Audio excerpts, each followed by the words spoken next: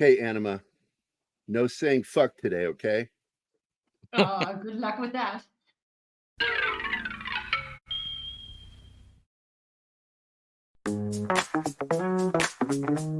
This is how it is today on Pop Culture Minefield.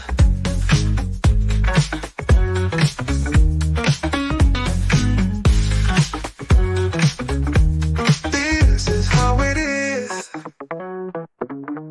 today.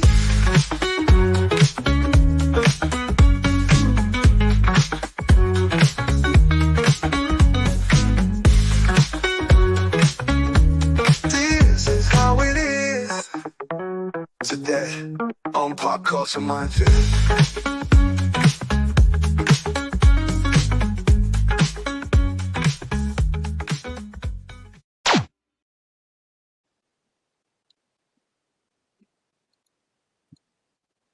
So, well, why is it still up there? I clicked it off. There it is. I've got a delay. I think No, I have a no. delay. Jew? Yes, you click on the background.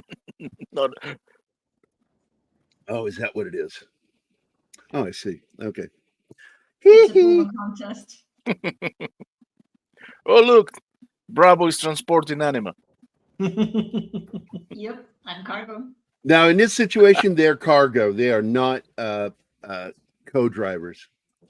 Yeah, I just said So, that. in I would US only be Army- cargo anyways. I don't have a license. I'm always just cargo. You wouldn't be allowed to sit up front because you have to be. Every single driver in that vehicle, as far as they're inside the compartment, are driver, assistant driver 1 is assistant driver 2, assistant driver 3, assistant driver 4. And I think this one fits up the, well, this is a 2-man one, possibly 3 if you have someone sit in the middle like we did in the 60s in cars. But do you remember that shit, Joe? No. Yeah, if you get a ticket, every single person in that vehicle gets a ticket unless they're cargo. No, I never actually wrote a ticket to anybody.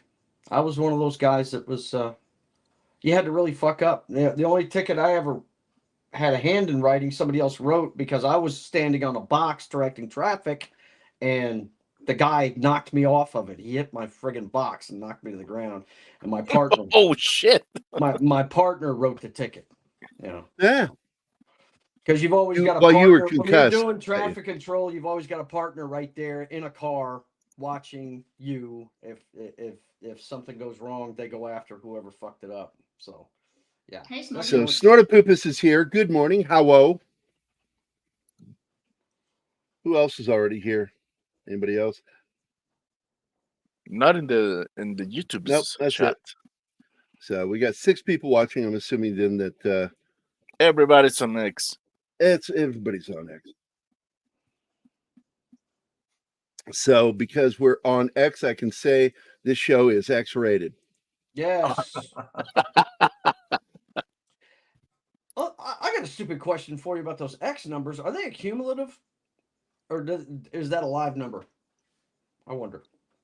That's a good I'm question. talking about in StreamYards when they give you the total number of people. Yeah. watching. No, I think it's live numbers because I've seen them go down too. Yeah. Okay. Mm. Yeah, they're active live numbers. It must have screwed up once or twice before then, because I saw it one time where it was like in the hundreds, and I know I didn't have that many people watching. You It know, happens to us sometimes. So we get crazy live numbers. right? Because we If get you're our wondering why I numbers sound through the funny, it's replays. because something in the North Maine woods didn't agree with my sinuses. So I've been. No. You're a skinwalker. Is that what it is? Oh, okay. Yes, It's really You're not not me. true- I'm still you're up in not Maine. real, Joe. Okay. All right. Gotcha. Gotcha. Joe went into the woods and I highly out- recommend unplugging for a week from all of this stuff. It'll do you some good. Had a ball. Hung out with my brother and my mother. First time the three of us were together in a very long time. It was very cool. That sounds Nice. Yep. All right. So Did I'm you looking barbecue something? No, dude. We're talking about people from the Northeast. They boil everything, man. The girls, my Aunt Peggy, my Aunt Mary. I was actually their hands because my Aunt Mary has COPD so bad she's on oxygen and can't move. So I was her hands doing the stuff she needed me to do for the. But they did a big pot roast and both a venison one and a pork one, and it was really great, man. But it was awesome stuff. Why is it called pop roast when they boil everything? Right. I'm confused. Well, they pre-boil a lot of stuff, the vegetables and things, and they throw it all in a big crock pot thing and let it stew all day. Pretty cool stuff. We had a good time. Definitely a different way of life up there, though. and That's it's gorgeous this time of year. I mean, there's people that Pope will tell you. There's just people that drive up the East Coast just to go to Maine and see the colors turn, and it's gorgeous. But I tell you what, if you like the conveniences of the city, you don't get them up there. We had to drive an hour just to go pick up some stuff at the grocery store, like some beer and stuff for our stay there. It was. It's a different way of living, man. Yep. Once you get up north of Bar Harbor, there ain't nothing until you hit the Canadian border. That's it. Yeah, just small townships here and there, and half of them don't even have names. It's just a literally numbered township. What? Right? Yeah. That's weird. Well, there's only like 50 people that live in the town, so they've never actually incorporated it. It's just we technically own it, but nobody lives there, so it's just a numbered plot on a map, essentially. Mm-hmm. Weird. Pope, get this, and Gary, you're gonna love this. I was just taking a survey of how many different political signs. There was a lot of signage along the road because it's a 2-lane road that everybody drives on to go to Fort Kent and back to the Allagash. Right, a lot of homes along that way, and I would say that the Harris Waltz signs outnumber the Trump signs 3-1. But I passed this one house, and look, guys, if you ever go out in rural areas, don't go approaching houses unless you know the person. I mean, just don't. That's a quick way to get shot. These people, when they call the cops, they're not showing up for 45 minutes. Okay, they defend themselves, right? Yeah, when seconds count, the cops are minutes away. That's it, right? But we passed this one house on a daily basis, and I really wanted to go up there. I'm sure this guy had a Trump sign in his yard, but he had 4 flags, a lot of flags out there. They're very patriotic people. A lot of flags in front of the houses. But this guy had 4 flags. I'd say they were about a meter apart, and all of them were hung upside down, guys. He was flying them upside down. Yeah. And for those that don't know what that means, it means you're under attack. So, yeah. It also means I'm sure he had a Trump you're in sign. distress. Yeah. It's So why would he have what it means is the country he's making a statement is purely. Yeah. Yes, this country is in distress. Yeah. I about fell out. I was like, Daniel, you see that? He said, yeah, I see it. Not just one flag, 4 right across the front of his property, hung upside down. Yeah, just in case anyone was confused as to what. Right, as to the message he was trying to send, right? But yeah, it was a great trip. And I'm really glad to be back with you guys. But man, I had a good time up there. Me too. My response to your last message, Anima, is tough titty, said the kitty. What last message? Woo. I prefer you rested before Military Monday. Well, you prefer to be rested for shows. I do You too. can end No, I'm dates just early. teasing you. I'm just teasing you. It's because Yeah. yeah, it is what it is. I couldn't sleep last night. I ignore you when you say you can't sleep because I know in a few minutes you'll go to sleep, so I leave you alone. No, I didn't. it's Actually, me. I didn't. What happens is my mind starts going a million miles an hour at night sometimes. It's not every night, but when it happens, it's I've got to create. I've got to make stuff happen. So Yeah, I've Yeah, had those so- episodes too, where you just got that rhythm in your head and you just can't get it out until you actually like write it out and play it. yeah, and so I got inspired last night. I had to write this song because I love fire as a symbol of anger, a symbol of passion, a symbol of fear, a symbol of hatred. Fire is representative of passion, and that passion could go any direction. And I've always loved that fire is one of the few things that you can use that way. And when you're writing, the only place I like writing in metaphor is in music. You shouldn't use too many metaphors elsewhere. It's really not. You can come off as pretentious if you use metaphor in your regular writing, which is why Jack Udall, or is that his name? Melvin As good as Udall. you get, Melvin Udall. Melvin.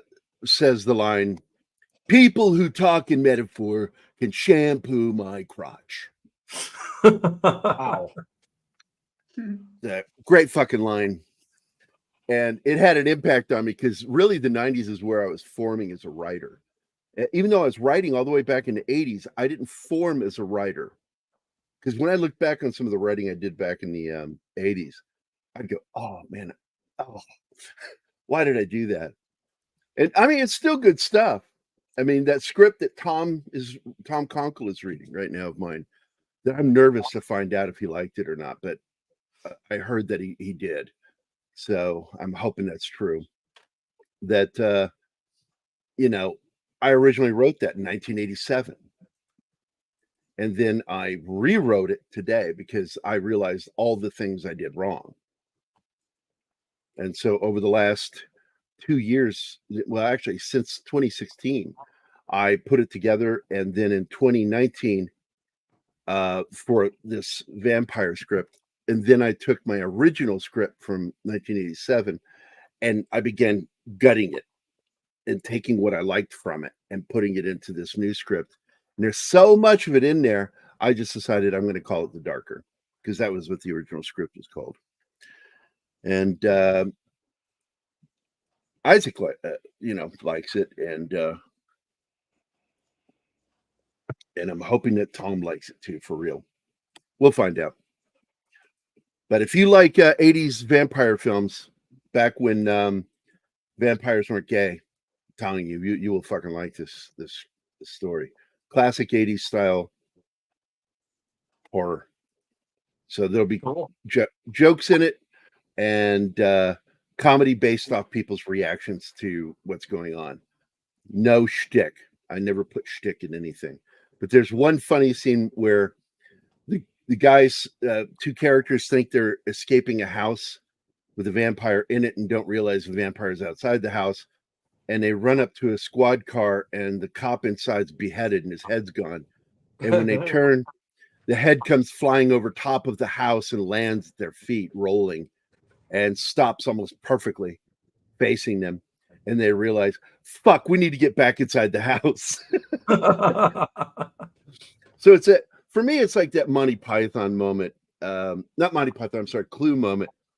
Let us in, let us in. And on the other side of the door, let us out, let us out. Yeah. Yeah. Classic cat behavior. Yeah, I dealt with that this morning with poor. She was wanting me to feed her this morning, and I'm like, I gotta go do a show. I'm sorry, sweetheart.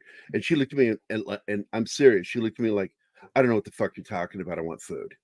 Right. She didn't understand a fucking thing I said. Why did I even bother? Right. Fuck off, Nix. Fuck off. So I got a question for you, Gerry. What's that? Why'd you decide to cover 4 episodes this time? Because Anima annoys me. Oh no! And it gives Trying her to more shorten to the do. amount of shows you do. Oh my god! Shut the fuck up. No, we want to wrap it up. And He we wants have to 8 be episodes. frogman.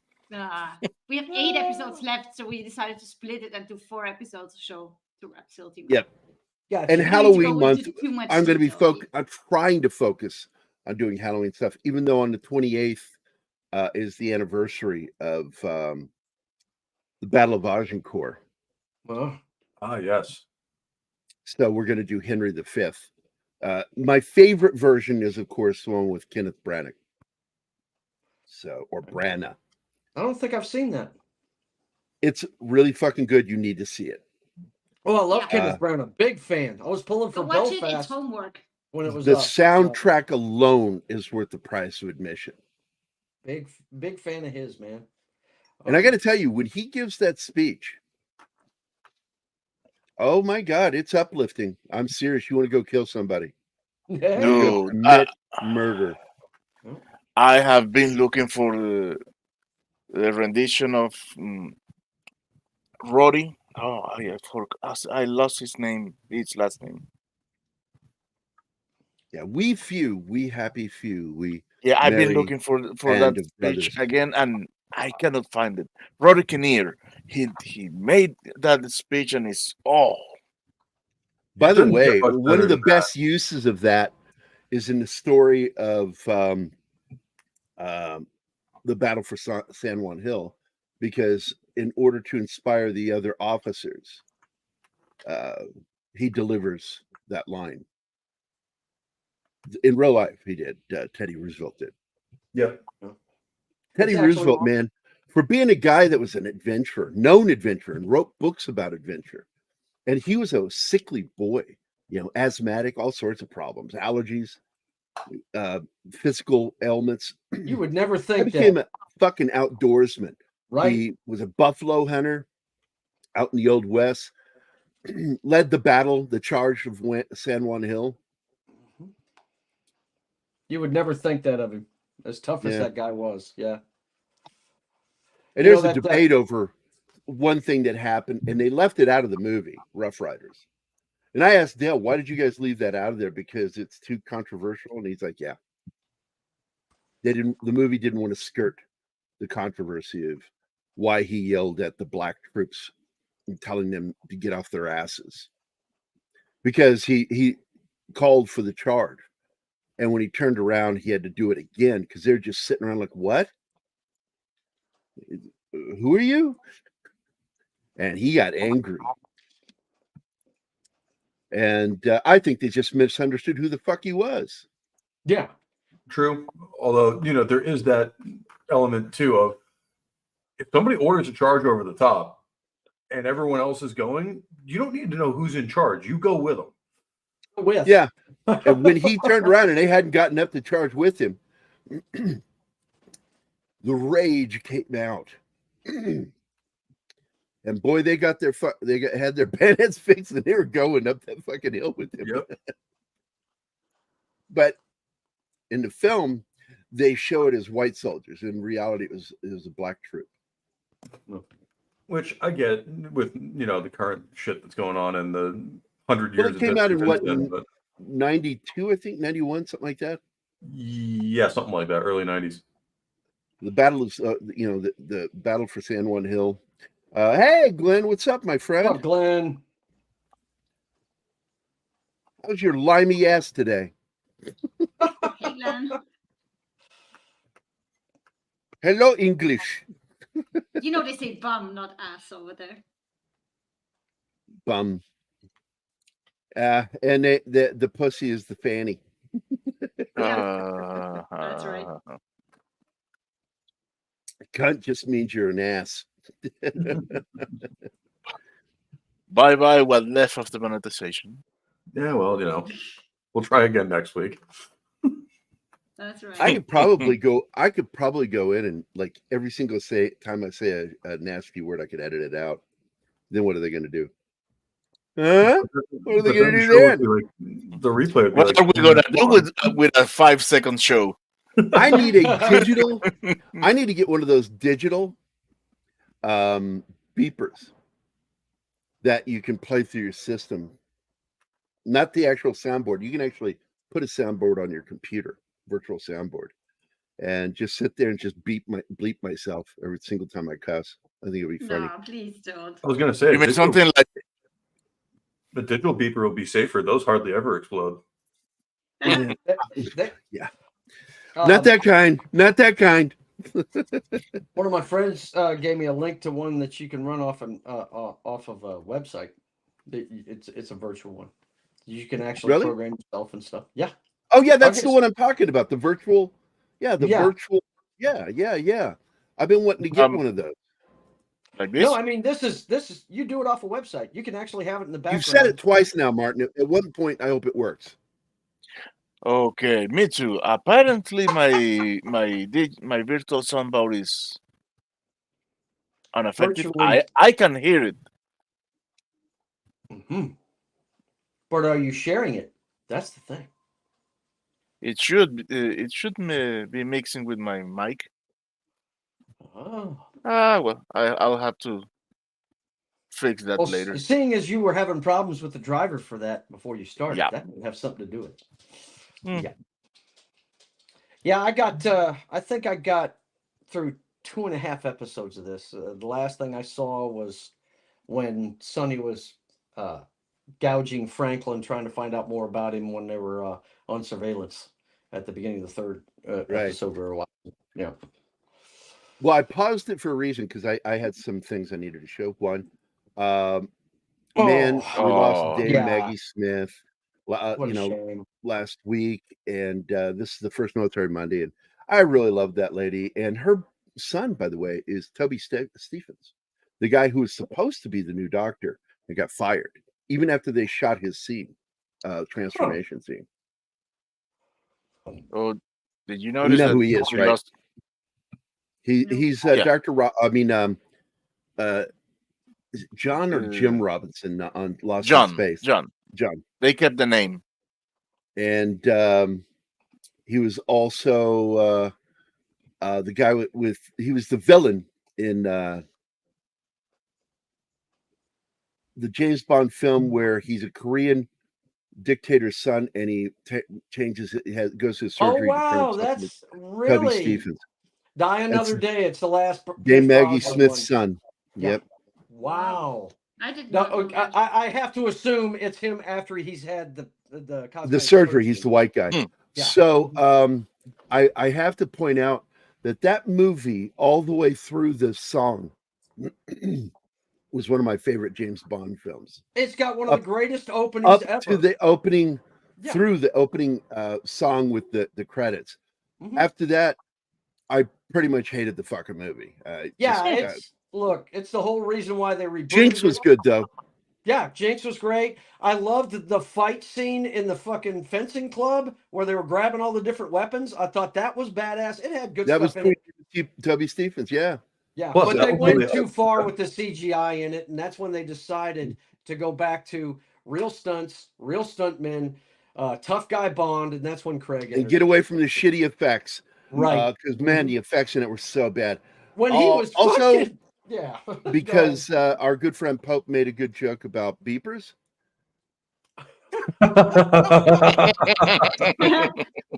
And this is the I one said that I to you. made.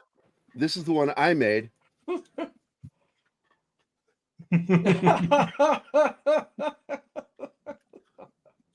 It was Tom and Gary.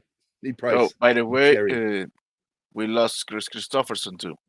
Oh yeah. Oh, that's right. He died over the weekend. Yes, we did. And also, And by the way, he is a veteran, Vietnam War veteran. Yep. yes. Also, I believe it's John Anston, the older cop in Beverly Hills Cop, the two Beverly Hills cops. He died. Oh That's way too. shoot! Yeah. He did not look healthy. He did in not. Act 11. You're right. He didn't. He didn't look good. In that fourth, what was it? Axel F was the name of it. Yeah, I said it. If you Mhm. listen, you hear me say the title. Yeah. Way to go, Joe. Yeah, I suck. What can I say, man? Active listening is important, my friend. Sorry, what? So, yeah, not too many people watching over here on YouTube today, and it's making me think that we possibly could leave YouTube finally, because we're getting more viewership through X, and I want to push Yeah, but Rumble because they don't talk to us though on these platforms. I don't have want to friends lose who do chat. gaming shows, which means really they're bad shows. They're not really doing anything on the show but gaming. And And don't get me wrong, I like gaming too, but there's no rewatch value really, other than if you went in a walkthrough, because that's what watching video game playing is really for me. I go looking if I'm like having trouble within the game, I go looking for gameplay for that scene, especially Call of Duty, because goddamn, that game could piss me off when you have to drive. Like, how the fuck do I survive this? And this last game, not the one current, but the previous one. Oh my god, I can't get past the driving. I still haven't finished that game because the fucking driving thing is so stupid. You got to jump from vehicle to vehicle now. Right. That's stupid. I get it jumping on the first vehicle, but now you got a fucking vehicle and you got to wreck that one in order to get to the next one. Oh, fuck that. So Never played Call of Duty. by the way, I noticed I made him laugh with the how's your limey ass today? Yeah. So, and every British friend of mine, English friend of mine knows that limey for me especially is a term of affection. I love my friends in the UK. Except for the Welsh. Fuck them. No. Hey, my step granny is Welsh. Careful. I'm Welsh. I told you, it's when I went into that pub with my dad in Wales, and I can't remember where the hell. I think we're in Cardiff, and we went to this pub because it was the only thing open for food and for beer. And my dad wanted a beer, and I wanted dinner. And we walked in, and these guys were at the bar. 3 guys standing there just talking. And when we belly up to the bar and spoke for the first time, showing we're American, they began speaking Welsh. And it just annoyed me. Very polite, yeah. They're very paranoid people. I've heard that before, and I'd heard it again and again over the years that the Welsh are very paranoid about outsiders. Well, that's I mean, just a general insult to people, regardless of what language it is. Like, you know, when you know people are speaking one language and intentionally switch to another one, that's like, oh, this conversation's not for you. Go away.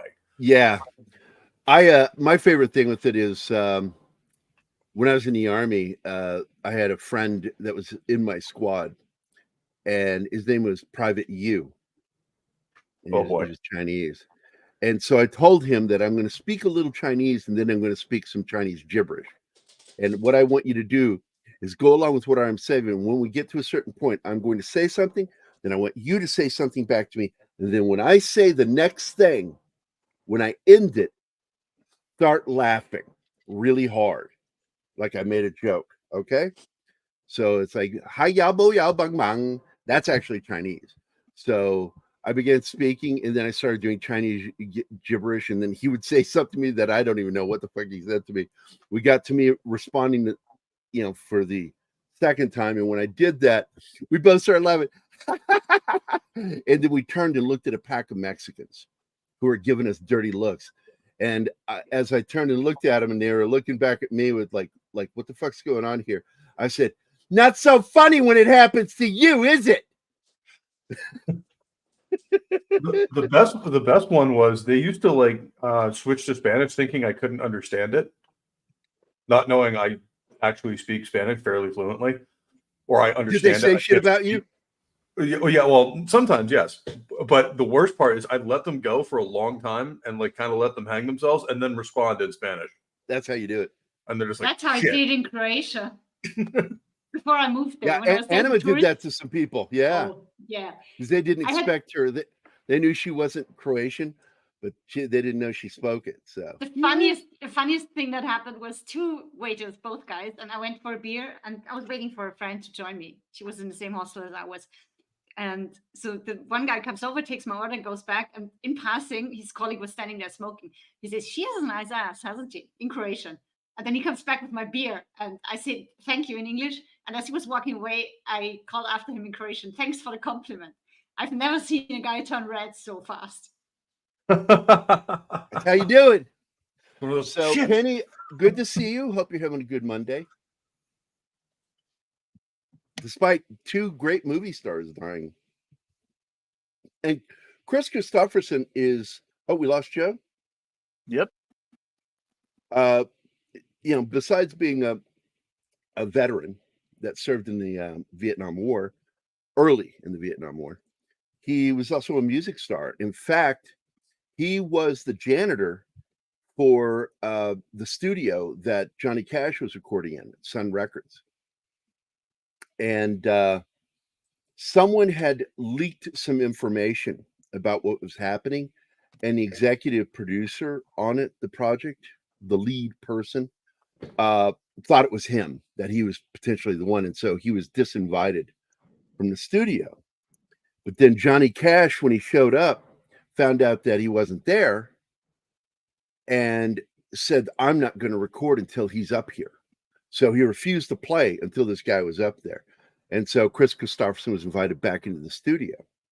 And that producer, director, manager gave him so many fucking dirty looks. It was one of his favorite stories to tell, how angry she was that he was up there, because Cash liked him, took a real shine to him. Yeah, and if when not for Johnny Cash, does Chris something- Christopherson wouldn't have had a music career. Yeah, and when Johnny Cash does something, it fucking happens pretty much. Very much so. So what's happening here, Anima? What am I looking at? Who are these guys? Oh, that's Bravo. That's the And episode when this they get is- sent to Thailand. This is something that I was told started happening after the Obama administration had leaked information about SEAL Team 6 regarding the bin Laden takedown. And so, you know, they got targeted. That's what happened to that Chinook that got shot down, and we lost 16 soldiers. Wasn't that before that? No. You're talking Operation Fuck Red Wings, right? The guys, no, I'm talking about the incident where guys from the raid in Pakistan were on that fucking helicopter. And Oh, this there's is a the lot other of one. Yeah, it yeah, is Extort 17. Extortion Yeah. 17. Extortion 17 is that mission call sign on that helicopter. And it was shot down by a guided. I was told at first it was RPG, but we learned later that it was guided. And it's like, you know what? Only way you get a guided rocket is through the CIA. The CIA gave that to them. I mean, the Russians Yeah. make them too, the Igla, but I mean, if you want results, you Those guys aren't too friendly with the Russians. So it's something that looked really bad for us. And when, especially with the whole, you know, administration giving up information about the SEALs, they stopped using the team numbers and they started going to what they show on this show. But they don't use Bravo the way they do. In this one, technically Bravo is because you have a fire teams, squads, you know. Anybody who knows anything about the military, that's my problem with what was that movie we watched, honey? It was Land of Bad. That was it. It was my biggest beef with that is that should have been a full element. That shouldn't have been. It shouldn't have even been a squad. It should have been like a real fucking element going in there, like 20 guys, 30 guys going in, most in support to keep what happens in the movie from happening. Because every single time that they got held down, it's because they didn't have enough men. And then they end up with just one fucking guy. The rest have been captured or killed. So what's happening here? They have to work with the DEA to take down a Chinese drug ring. So they're based Oh, that's in it. Yeah, the embassy 'cause- in Thailand now. Because Bravo's been in trouble because they did that whole, you know, where he went forward and said, I've got a brain trauma and PTSD. And then everyone from Bravo walks in and says they've got something. Well, that was what started it. But So then you he was fire him, you got to deployed fire all of Sweden. us. I know. But then he got sent to Sweden to just educate And an then elite they team, and shit helped. went down with the terrorists. And they got in trouble again. So Because the they didn't only way just that they're stand going to back be able and to do watch. anything at this point is to team up with the DEA, which she doesn't like. No. That's tough shit. And I do like this guy. I'm so glad they hired him because, you know, he got fired. He's not going to be back for the new season of Superman and Lois as Lois's dad. So I'm glad he got brought over here because he's a good actor. I've been watching this guy since the 80s, man.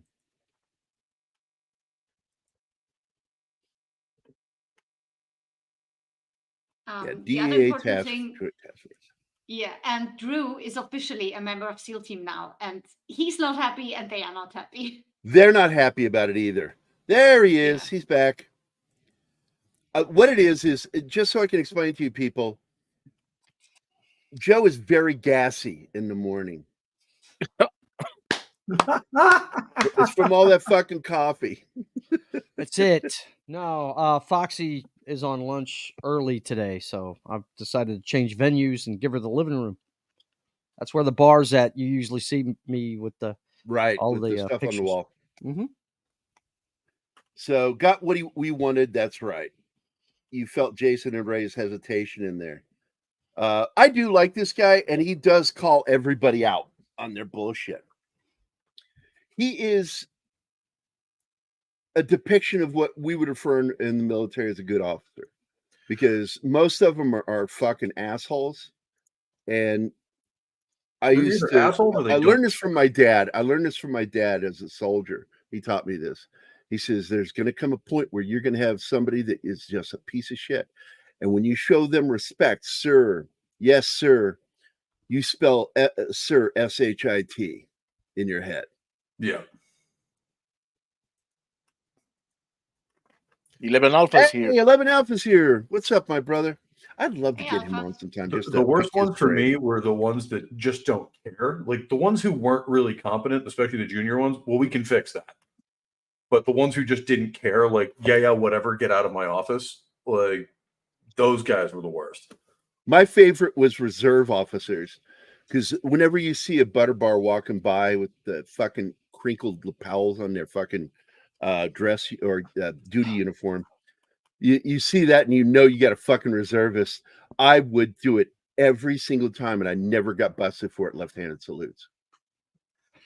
Oh, you would have gotten absolutely nailed for it in the Marine Corps. That is something they do. Oh yeah, trust me. Marine reserves are still fucking Marines. Army, Yeah. different. It's a different fucking animal. Those fucking Speaking officers, of reserve officers, did I ever tell you I served with Senator Blumenthal's kid? No. Mm-mm.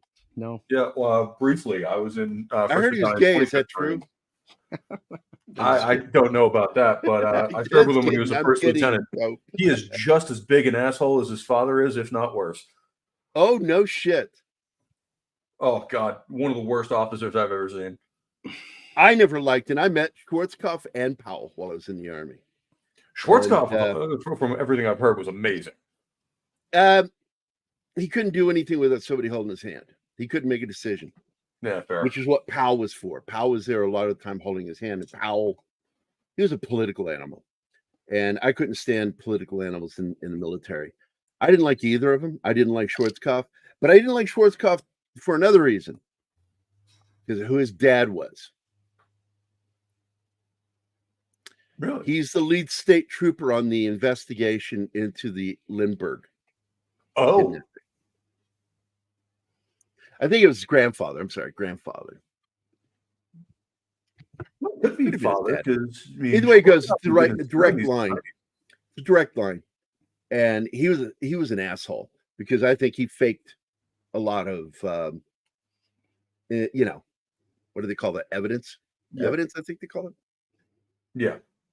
They didn't have a proper evidentiary process at that point. Well, I mean, this is still the 1940s, so that shit was still kind of getting developed. I think that was the 30s. I think that was the 30s. Late 30s or early 40s. I can't remember which. Let me look real quick. Guys, I paused it for a reason. Oh yeah, go ahead. We skipped over a really good scene with Sonny because he gets called in for a meeting, and we know that the investigation about the assault. Back it up. It's still 1932. Going. It was during the Depression. 32. Okay. Which is, I think that the reason that kidnapping took place was because of the Depression. Hi, Gerry is upcoming backdoor musical artist. There we go. See, now you're getting it. Throw it in there. Throw it in there in some place where it just you're being ironic. I like irony. Greatest way to win me over is using irony properly. backdoor musical artist friend of mine that pops in. That's where it pops in the backdoor show. There you go. Okay. Backdoor for your show. That's where you should here's have your thrown video. it, right there. Cowboy, check around and see if there's a back door. And we do we still have it? I hope we still have it, the video from this show. Yeah, here it is. And this is a preemptive one for the next time you try. Enemy stacked at the rear door! Sonny! Seal the back door! That's how you do it. That's how you seal the back door. I always hate that Hollywood ready. I do not understand who taught them to do that, but it is absolutely the wrong thing to do. Where they're all, I mean, when they go to that high ready with their weapon pointed at the ceiling. Oh yeah, you're high. You don't go high ready until We always go low, unless you're in a helicopter. Go low, always, because you're always around your own troops, and so you keep it at the low ready. Then there's mid ready, and then there's high ready. High ready is when you're ready to shoot somebody, but your finger is still in the safety position. You do not. Well, we don't call that the high ready. We basically are presenting, and then as soon as we get cleared, we fire. Me. We're off. Gerry's favorite word. That's what cats and dogs do when they're females when they're needing to get done in. They're presenting. So, but in the Army, we refer to it as just simply high ready. And high ready is something that pisses me off when you see SWAT walking around a street with their weapons all at the high ready at each other's fucking backs. There's a photo with that.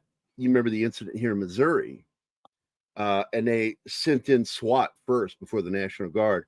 SWAT's walking down that fucking street, and there's a mailbox, and they're walking down a fucking American street with their weapons in the high ready.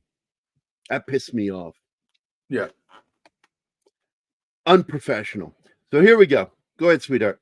Give us a breakdown. You backed it up, right? You muted.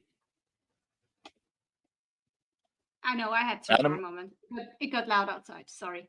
I did not back it up because we need to finish this show in a reasonable time, and we are like 6 minutes. Yeah, but you into wanted the to talk show. about this scene, so do this Yes. scene. Because he gets called in, and the guy interviewing him. So the investigation about the assault on Decker is still going. Nobody knows it's him but Lisa, but he's still afraid of getting caught eventually. So they call him in, and they open with, "We believe you're keeping something secret from us." You can see the shock in his eyes. So he's like, "I'm not Because he's sure thinking he might be about." busted. Yeah. And What it is they're about actually is wanting that to talking to him about his medic kit. the med kit, yeah, the med kit that he made up or made better. And they No, want his him to buddy go help that's him dead together now. with- He's the one who did it.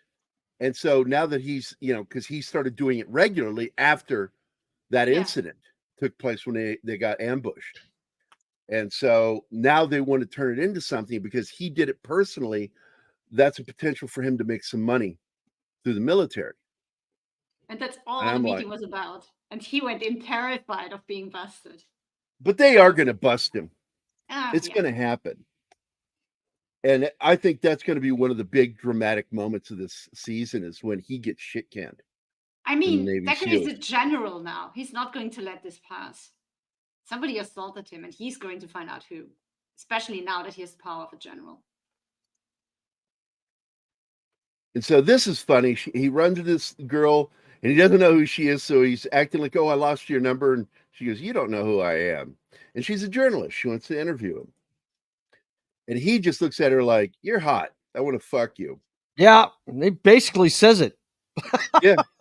Well, at the next We got time meeting, to kill, right? he goes, "You actually didn't meet me because you wanted to do this interview." And he goes, "No, I was kind of hoping things would go another way." Because he's We not got time to interested kill. in talking about himself. Mhm. I mean, Sonny and Ray have a contest running. Who gets him to open up first? Yep. And they're both failing. He doesn't want to talk about his past. And he is a guy that if we had him in our unit, he would have been emotionally beat up pretty badly within a couple of weeks, to where he either got gun shy or he just fucking stop being secretive and weird. 'Cause Right. weird. When I say weird, this guy is weird. The way he He acts is. around everybody, and that's problematic when you're in a team element, Yeah. and you have to have good relationship rapport with the guys in your team. And as a machine gunner, because Pope was fired it's light machine gun, right? LMG. Well, medium. The Medium. 240 is the medium, and then we have Yeah, the saw. the which is 240. light. Yeah, badass. That's a badass gun, my friend. I fucking love that weapon. I would own one if I was allowed to. And by the way, I said it the other day on Twitter. I said gun in the description. I said, no, for all you drill sergeants, you can't drop me anymore. Fuck you. Right. Well, I mean, we will either use the term gun or pig, depending on what we're Pig. talking about. I've heard that too. And that's just a carryover from the 60. Yep. So, I think it's derivative of war pig, right? Well, they called the 60 the pig because she had a big belly on her and she was pretty heavy and also overheated pretty quickly. But that just kind of became the name for a medium machine gun because that was kind of the first one the U.S. military ever had. So it just became the pig.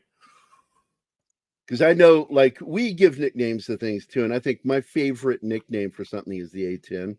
Because in the Army, we call them warthogs. Warthog. Yep. I don't know of anybody that calls it the Thunderbolt. No, Like- I've never met anybody who did that. But I'm going to tell you something. We got to watch that and the B-1 bomber. The B-1s are fun. Because they trained around Fort Leonard Wood. I mean, Fort Leonard Wood. And that was something else, man. I've Watching actually got those to see- A-10s and the fucking B-1. Because I'm like, what the fuck is that? And you could see it, a fucking triangle. Yep. What the fuck is And then that? you rip, especially at low altitude, then you realize how fast that damn thing's moving. Well, I told you what happened to me when I was sitting on an A-10 one time. Not an A-10, I'm sorry. An M113. Yep. And I'm sitting on that thing eating my chow. Everybody else is on inside of the rig. I'm on top. And I'm sitting there.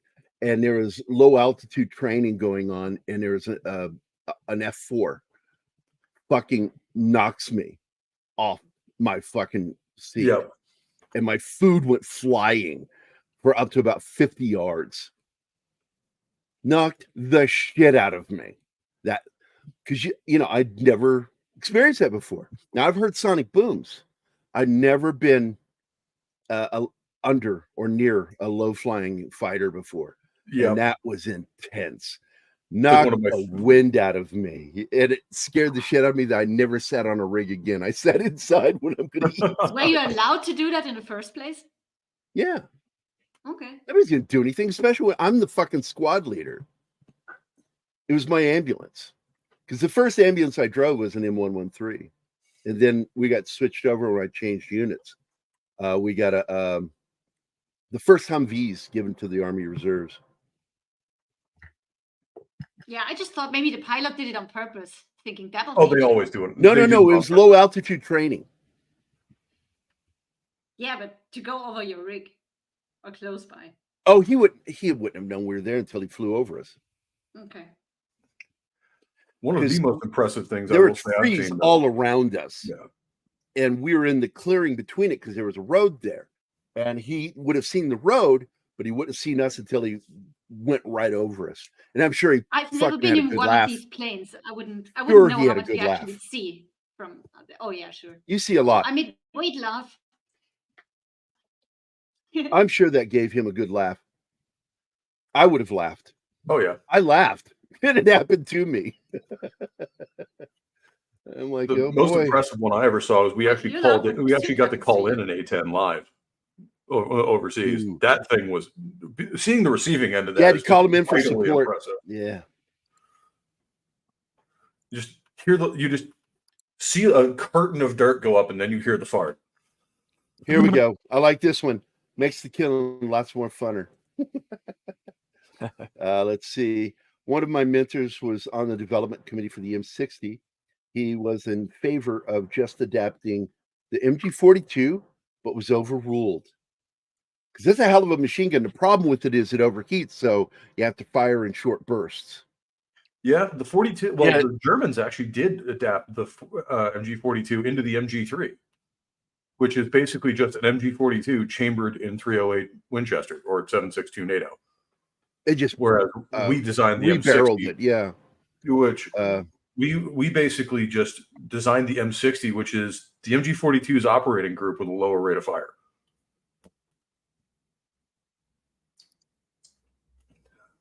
All right, so what's These going guys- on here, hon? These guys can't feel good working with the DEA. No. They can't. Yeah, because they're just happy, and I think they even one of them even says that we're lucky we're doing anything. Yeah.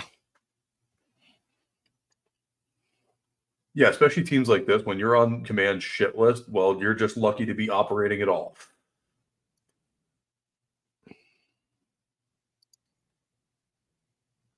I don't know if you watch that channel, Green Berets watching movies or TV shows. I like that. I like that show. And the main guy, kind of shits on stuff that I like, but the other Green Beret called him out on it, and he's the one that agrees with me. And so he made him go back and watch it, and he goes, "Yeah, I admit it. That was actually cool. That was cool."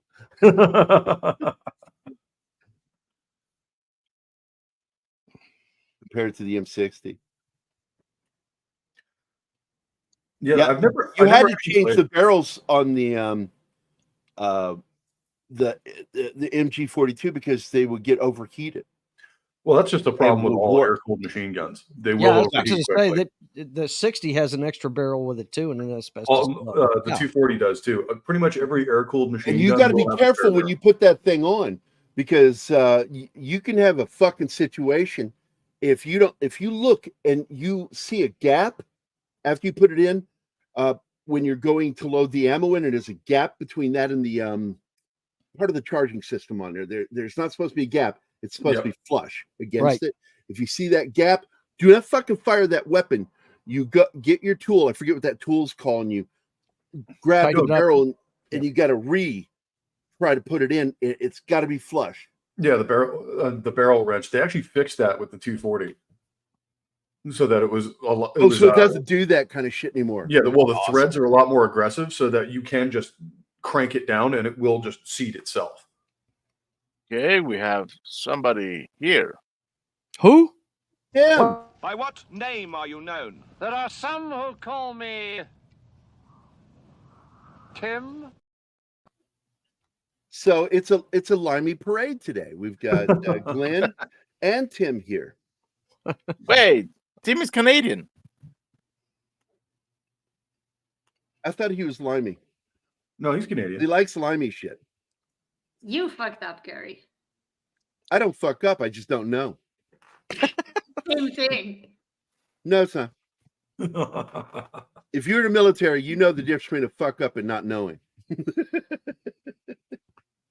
Oops, we are all being corrected. Oh, It's really? Yank. No, my yank. I don't like you anymore, Tim. I've got enough. Well, he Yank friends, confuses son. you by putting that Australian rules. Well, he did football. that, and I thought he was Aussie, but then he starts talking about British shit. And I'm Yeah. like, oh, well, I guess he's British. He's just trying to throw us off. He's covert. He's CIA, man. He's a Fed. You just gotta watch out for him. He's a Fed. He just Now knows I know his stuff. snafu and fubar. What is tarfu? I don't know if I know that one. Nah, I don't know that one either. Oh, Tim is fighting back. Up yours then, Gerry. He messages him and Andy message me all the time. They send me some funny fucking memes. Yeah, they do. Political stuff. They send some great stuff, man. Yeah. I don't hang out in the groups very much, even on Twitter or on Facebook. The only groups I'm in on Facebook is ours. He tries to get me in this one group, and I don't ever interact with him. I'm like, stop it, Keith. I don't want to hang out with you and a bunch of other black people. I'm racist. Okay. It's actually a bunch of Missourians into filmmaking, and I just don't. I The just don't wanna talk to 'em. censorious nature of YouTube doesn't allow to show the the comment, but Tarfu means things are really effed up. Okay, there we go.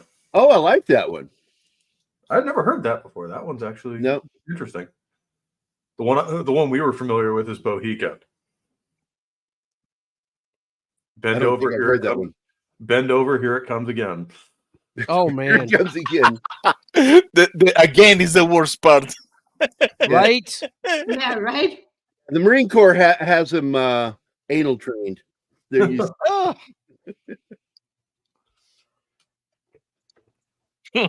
You heard why the Marine didn't want to go back home because he didn't want his little brothers behind. That's an old Greek joke. Why didn't the Greek warrior not want to leave home? He didn't want to leave his little brothers behind. Oh, Hey, the Greeks may have invented sex, but the Romans perfected it by introducing it to women. Not sex, anal. Yeah.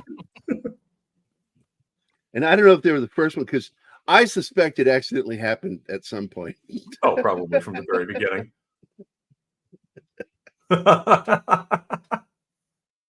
So this mission here is once again a joint task force. They're not working with another fire team. They're the fire team. They're the guys going in, but they're under the command of the DEA, and Oh, yeah, they're and trying that's to gotta be infiltrate a position. drug ring. They need to put trackers on the ship, on the barrels that are there, and on the ship itself, and that's dangerous because the Chinese are everywhere, and if they're seen in Chinese territory, they are at a cold war with China, so they need to be invisible. Yep. And That's why by they the do way, it. before season 2 comes, Anima and I will be watching and talking about SAS Rogue Warriors. Ooh. I am almost to the final episode, and I wanted to make sure this show was going to be worthwhile before I got Anima to watch it with me. And I'm telling you right now, I fucking love that show. And their I use had of no idea AC we were going to do it, in the but movie okay. and the show itself is fucking awesome. I love hard rock with combat. I'm Hell yeah, telling you. man. If you're not blasting AC/DC or Motorhead or maybe some Metallica, Oh, don't when you're- fucking even start with me with that shit. Because when we're in a rig being taken someplace, being transported, all the guys be fucking either listening to hard punk or metal, death metal, fuck yeah. until they get to me, and you could walk by and fucking hear me listening to In Your Eyes by Peter Gabriel or something else. And one of the guys asked me, he's like, yo, Kiz, man, what's up with that fucking shit you listen to? I'm like, Peter Gabriel. He's like, yeah, why do you fucking listen to that gay shit? And I got up and I said, have you ever noticed that the only one in this fucking team that's calm when shit's going down is me? That's why. It keeps me in a very good state of zen. I'm focused. And he goes, okay. And it's like, I never got shit again for that. But seriously, I'd be listening to a lot of Peter Gabriel, fucking very zen music that would put me in a very calm state. These guys are fucking pumping up for warfare. The funny part is I'd have that like little happy grin on my head, just sitting there bobbing my head, and I'm sitting there listening to like early black metal and shit like that. Everyone's just like, the fact that this makes you calm disturbs me. I gotta tell you, one of my favorites that a guy listens to, because it reminded me of my buddy Matt McGuire from Guar. Yeah. Was his not Guar, even though I love Guar. I actually do. I've been to Guar shows, and because I'm close friends with one of the main guys that does all their stuff. He's I have a video of him. I can show it to you. We can show it because it's a advert for Pop Culture Minefield. So, but getting back to this scene, I do have to say, everybody is still trying to get him to fucking open up and talk. And I'm telling you, it's just not going to happen until the writers decide to. That was a joke, by the way, guys. He's not going to do something until the writers decide he's going to do it. But anyway, the guy was playing Danzig. Nice. And I fucking like Glenn Danzig. He's a cool fucking dude. He's conservative too. I just love the fact that he's like 5'4" and talks way too Little much. tiny shit for how little motherfucker, and he can. looks like something from a fucking nightmare. You know, something that Have was. you ever seen the video clip of him talking Hold on, shit? it was something created by Campbell. Isn't it Campbell that made I forgot his name now. That wrote Conan. I forgot his name. Robert Howard. Robert E. Howard. It looks like something Robert E. Howard would have created. Danzig, the way he looked back then. The fucking hair going down. If I may say something, fuck you, you acromegaly gringos. Ouch. Why we got to be gringos? That's hurtful, man. It's what he calls us. Oh. I remember one of the Mexican guys in my platoon I was close with, and he was the one I kept fucking with by saying K to him all the time instead of okay. Because then he would be confused. Did I just say okay or did I say what?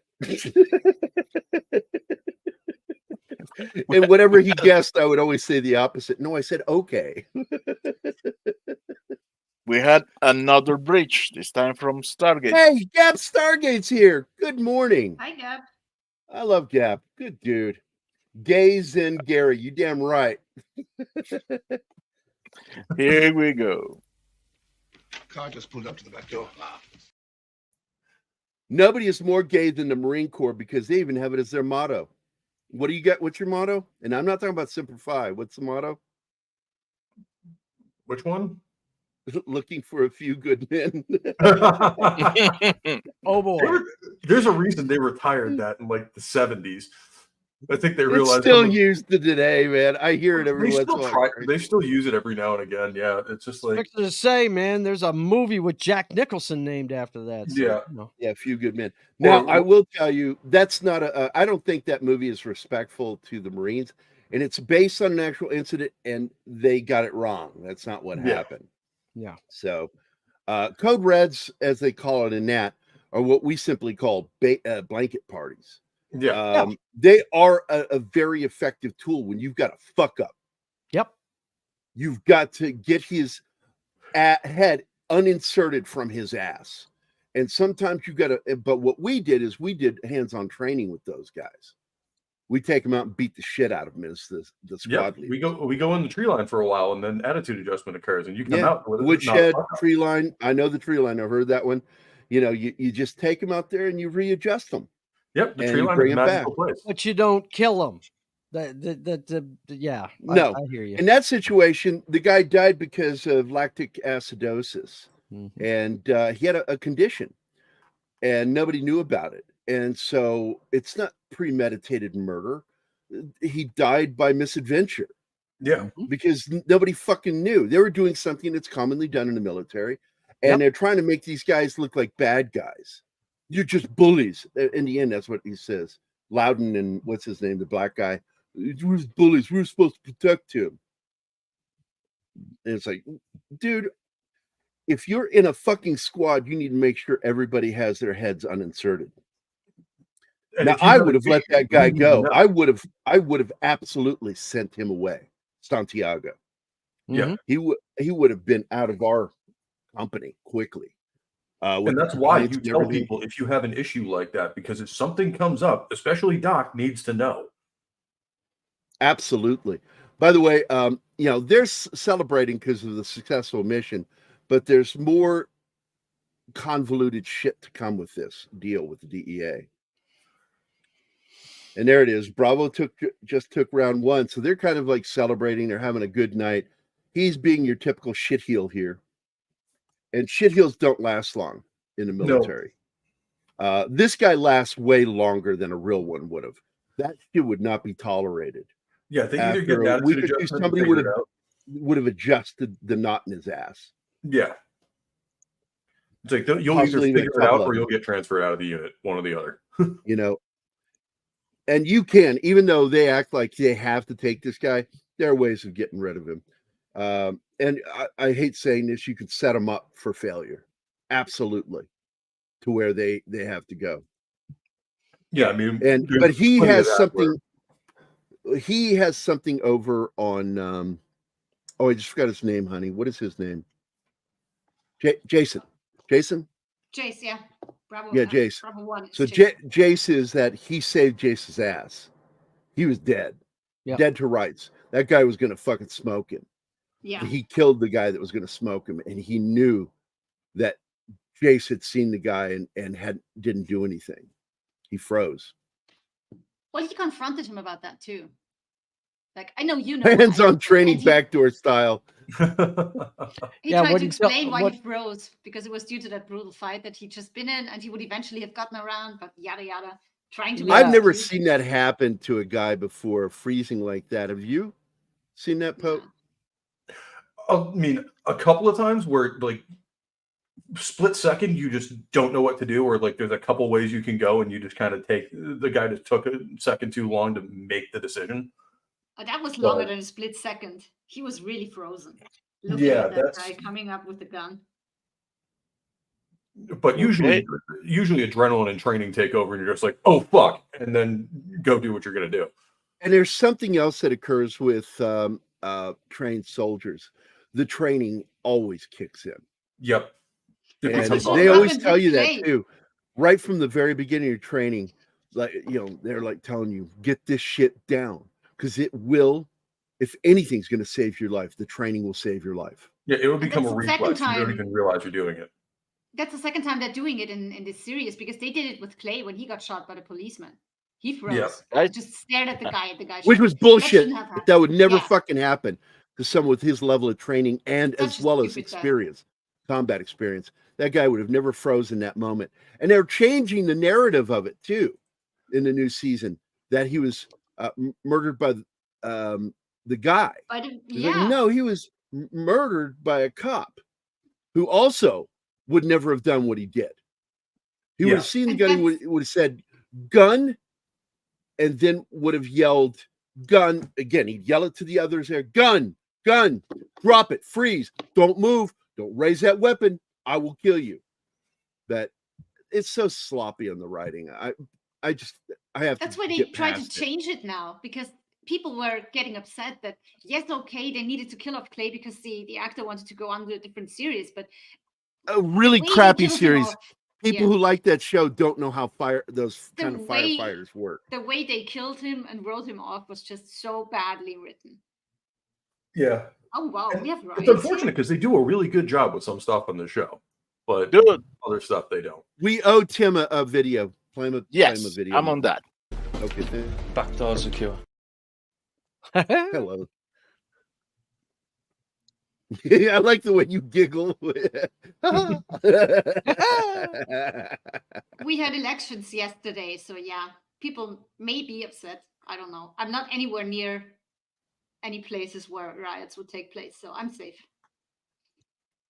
Yeah, but you ran into it the other day. And that wasn't a riot. That was school kids. That was that fucking Greta thing, Fridays for Future. where they would Nuts! brainwash kids about How dare you! climate change. No, it annoyed me because they had all the kids in the street in the rain instead of in school and blocking off the whole street, hindering people to get to work or somewhere. And they keep doing Yeah, that. and I to point that that road. out. Those fucking people don't care. The only thing they care about is whatever their agenda is.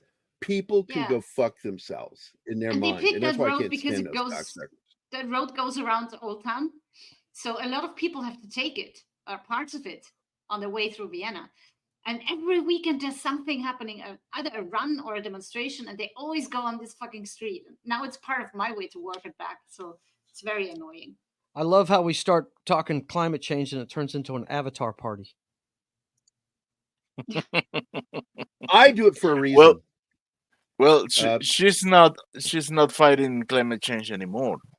I don't know if you noticed that. She never was. She's that was fighting her parent being using her. An ugly girl is really what it's about. No, now. that 'Cause she looks like a dude, man. I'm not She's a talking man, about. man. I'm not talking about her life struggles, but her activist performance, her performative activism. Because that's what she is. She's a performer. She's not even a real person. Yeah, she Take care of changed. that. She's a psyop.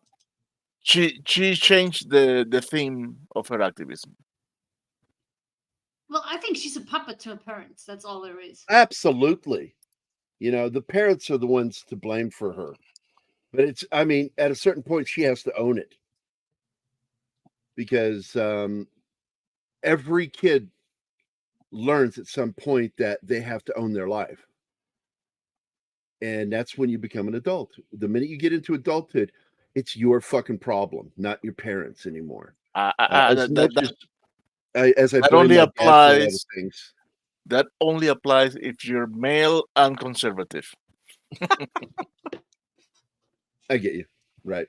So this is why I went to my avatar, because anytime I'm uploading or doing anything that's taxing to my computer, I have to go off camera because I can always tell when shit's getting taxed because I have a little meter reader on my lower right-hand screen. When I see those numbers go up, I go into avatar mode. But part of that is also because I did this. I'm going to let you hear this song. It's still a work in progress. Anna, did you listen to it? I send them to her, but she never listens to any of the music I send her. I don't have time. Dude, this week is crazy. And you know Yeah. why. Of I course. don't She's, have I don't time have today. time for your creative ventures. So I know where I stand with my girlfriend. Dude. About ending the 2 show is the feet first time taller. I That's get to how I sit down. stand. Fuck you, She's Gerry. tiny. Yes, I don't know what I'm going to do when I get to hold her in the air and just like lift Just her don't up so break me, everybody can see please. her. I'll hold her the way I used to hold Zoe when she was little. So anyway, I put this song up. It's called "Burn You Up." I Burn You Up by me, and I'm working on it. I'm having some problem with the levels. I got a hold of a producer buddy of mine last night before I went to bed, and he's gonna try to help me with the levels on this because it's just, I don't think you'll hear it, but I hear it, and it's a problem. So here you go. I think it's a cool song.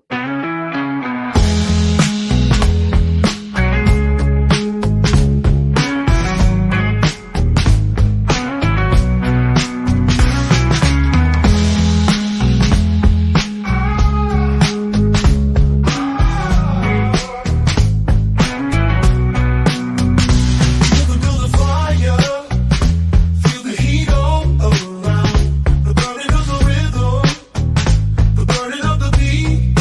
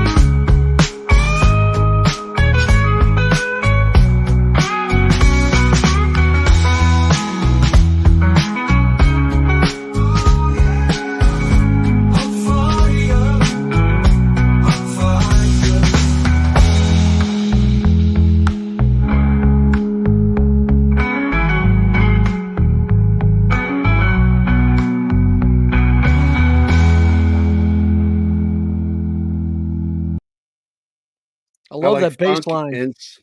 and that's me. I wrote the bass line. The drums are me too, and the basic keyboard path of it, and then I feed it into AI, and then I do the vocals in another program, and which I've got 6 AI programs I use to change my voice once it's done. First, it does pitch correction, and it's not perfect, the pitch correction. It's really not, and I don't like it perfect because then it's weird. But because everybody is slightly off naturally, even your best fucking singers. That's how you can always tell AI. On Is the it line, they're super- close to the line. They often If go it's in and perfect, out it of has that been line. worked with. And so, and then I picked that voice as the one to replace mine with, and I fucking think it sounds awesome. That turned out really well. And the guitar is the only thing I didn't write on there. It's based off of what I did with my voice, and it did the guitar based off it. You notice the guitar plays the same notes as the backing vocals. And I like that. I'm very fond of that song, but I've got some level issues in it that I'm working with, and I'm going to have my buddy look at it and see if he can figure out what I'm doing wrong. Because I am a good producer, I'm a terrible engineer, and I don't know what the fuck I'm doing sometimes. I just think something sounds really good. In all my years, so how are you boys with the op?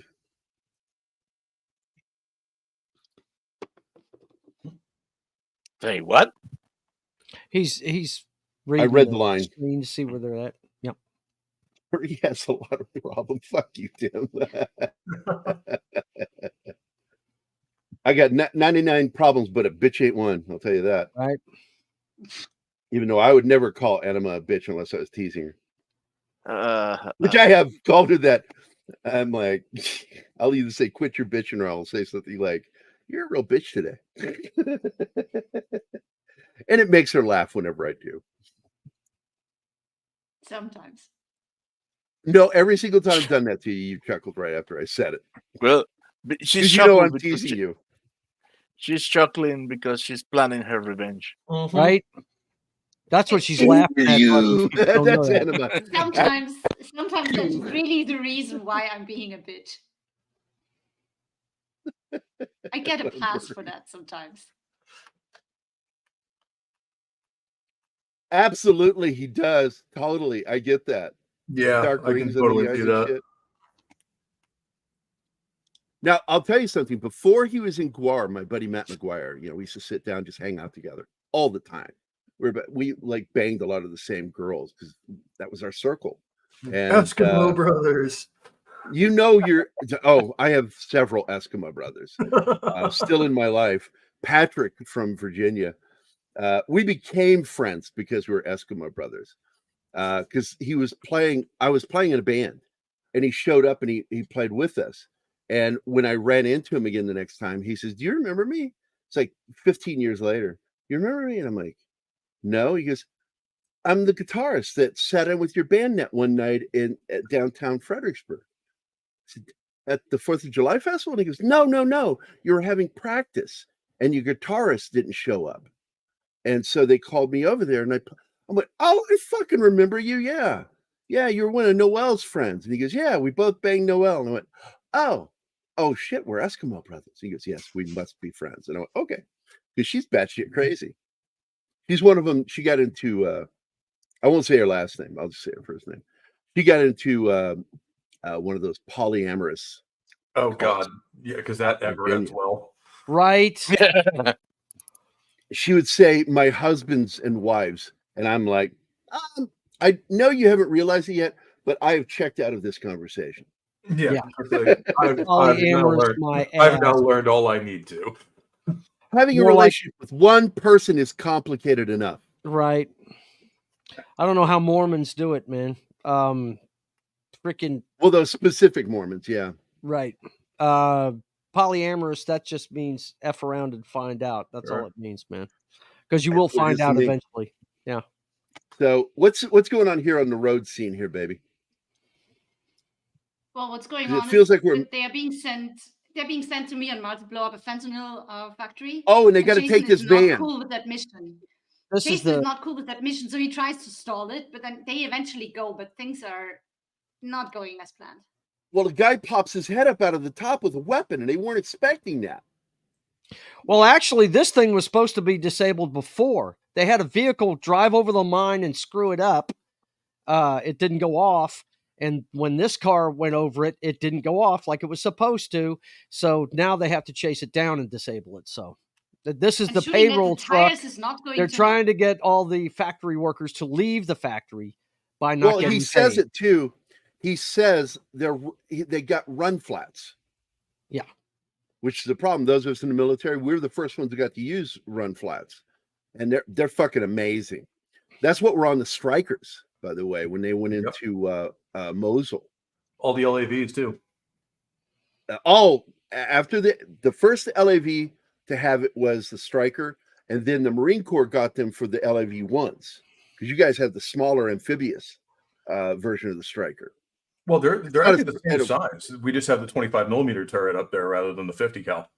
Now, are you when you were in? Were they using still the LAV-1 or the LAV-2, which is the Striker? Well, that's an Army designation. We call them the LAV-25 for the 25 millimeter we put up in the turret. That was what they called them from the company. Dynamics. What's it called? Something. Yeah, General Dynamics. Yeah. By the way, I was so stoked they put a factory in Joplin right down the road from me. Yep. And I'm like going, if I was 10 years younger, I would fucking go for a job there. I love what they make. General Dynamics, fucking incredible company. And the LAV is a hell of a vehicle. I mean, we started adopting them in the 80s, and we're still using them now because they still work just fine. Yeah, you had the 6-wheel ones, the LAV ones first. And they never really adopted those. We went straight to the 8-wheel. That's what we use now. Really? Yeah. So you are using a Striker. Okay. Well, the Army actually copied the Striker off of us. We were using the LAVs for. We didn't copy anything. It's General Dynamics makes those things. Well, but we had adopted it in the late 80s, and then in the early 2000s, Yeah, the Army in the 80s, adapted it. going into the 90s, you had the first LAV, which was smaller. It wasn't half the size, but it was like a quarter smaller than. I don't think we ever really used those. We always the other used one, the LAV-2. Once they made the LAV-2, it was meant to carry a fire team or a squad element. It was meant to carry a squad element. They put the robotic turret on there, so the gunner actually sits in the gunner's seat, and he's got 3 monitors, so he can get a more 3D type perspective what's going on, where to aim. In fact, I used to work at the company that makes those cameras, the Crows.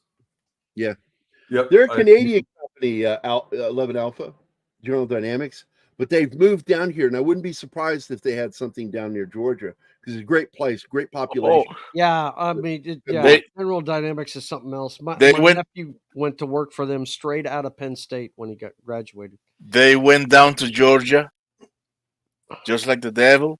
Oh my God!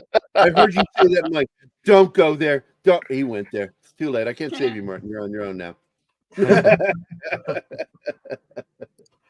So I only know this so much about the LAV because Dale and I wrote the first screenplay, City of Fire, based off of the Battle for Mosul in 2004. Okay. And I'm telling you, my script by itself is based off of the true story of what happened and told to me by those, because you've seen me talk to my buddy John Andrews on Dangerous Nerds. He was in that battle. Colby Bazell was in there. I know Colby. And then Ernesto was the medic. And I wanted to tell the story from the medic's perspective because they're constantly moving around. Yeah. So they're going to get a better taste of what's going on in the battle. So you can have a reason to move around with guys and being told from one single narrative perspective. And then Dale Dye stepped in and wrote the first draft for the film screenplay, because we were going to produce it. It was going to be produced by the Kurdish government in Iraq. They were going to front the money. Everything was really good. And something happened over in Iraq that caused problems for the Kurds. And everything died. We had everything secured. We're about to fly over there to meet with them, the Kurdish government, and then it fell apart with their government. And they've had trouble ever since. It's not gotten good for them. Yeah. Well, I Because mean, they they've got- always had it rough. And Turkey keeps killing them and attacking them, the Kurds.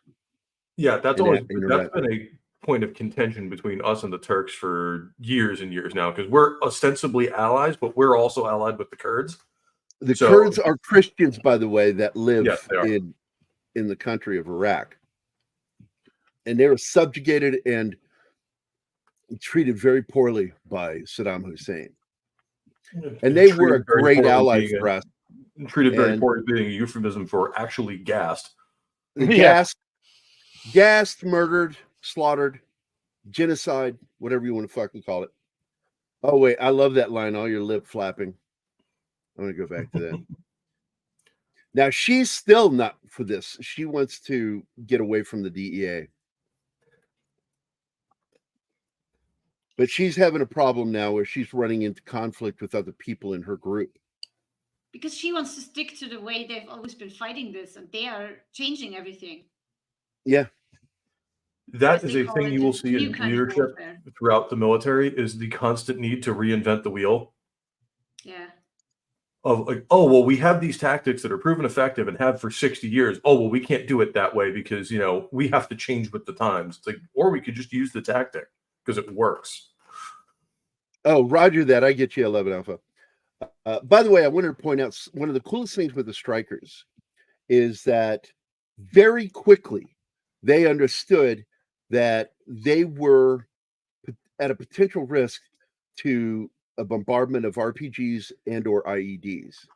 And a lot of guys suffered brain trauma being inside of strikers from being rocked by these fucking rockets hitting them. The vehicle would pretty much survive it, but the guys inside would still get beat up. Yep. So they came up with an idea, very genius. And this is why I know about it, because I wrote that screenplay and talked to so many guys that served in that striker unit and the 72nd Striker Brigade. And they created what's called slat armor. And Mhm. slat armor looks like they've got Venetian blinds all the way around it.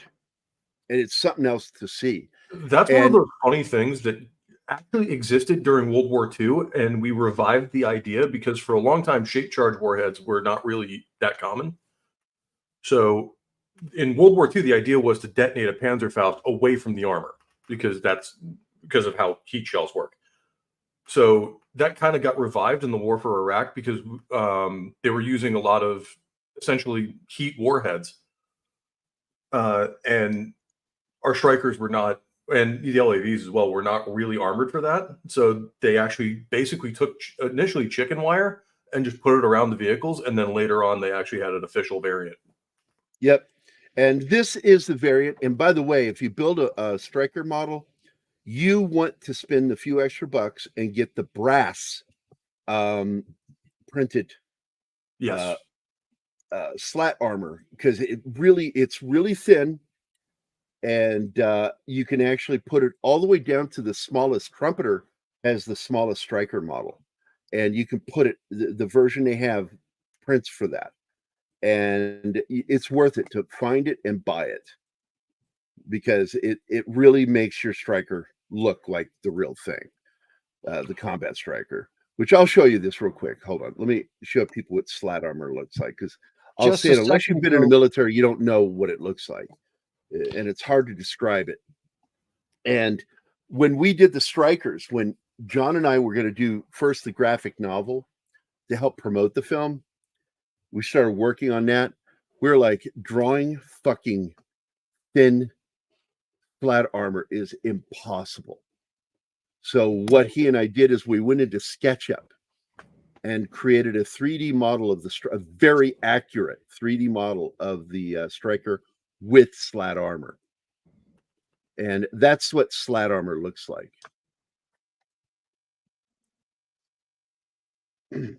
And the first mistake I made in doing this book, and I got corrected very quickly, I had them driving up at night on CQB, and I had that hatch open. That's the driver's compartment. And the driver's compartment has a hatch going in and a hatch to go back into the vehicle. They're pretty much all by themselves. Yeah. And I kind of like that design. It's a very smart design. Abrams is built the same way, where the driver's up front and he doesn't even have a connection to the No bike, connection. He's completely isolated from everybody else. which also really sucks because I have seen this happen where the thing either took an RPG hit or whatever, but it jammed the turret ring or killed the turret drive, and the turret was facing straight forward, which means the driver can no longer get out. Yeah. The hatch can't open with the gun tube right above him. Yeah. And on the back of the Striker, they have what's called the air guard hatch, which is actually 2 hatches that open. Mhm. And Yeah, a lot he of does the same combat, thing. especially when you've got buildings or minarets around you. A lot of that is done from inside the vehicle. If it's not the mounted 50 doing the shooting, there are guys in the air guard hatch firing up from inside this vehicle. So this is my artwork converted into a label for a Striker. And that was the 3D model I created. And then John and I created one. I'm trying to find it right now, the original Striker that we did, but I think I have to look for City of Fire. Because there are, I don't know if I've ever shared any of the pages here.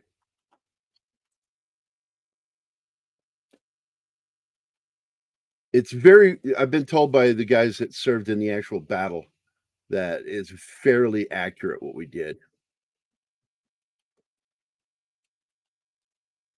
Or as one guy put it, shockingly accurate. Because I showed what happens to a Striker, even with the slat armor. It can still get lifted by a blast. A lot of people don't know that.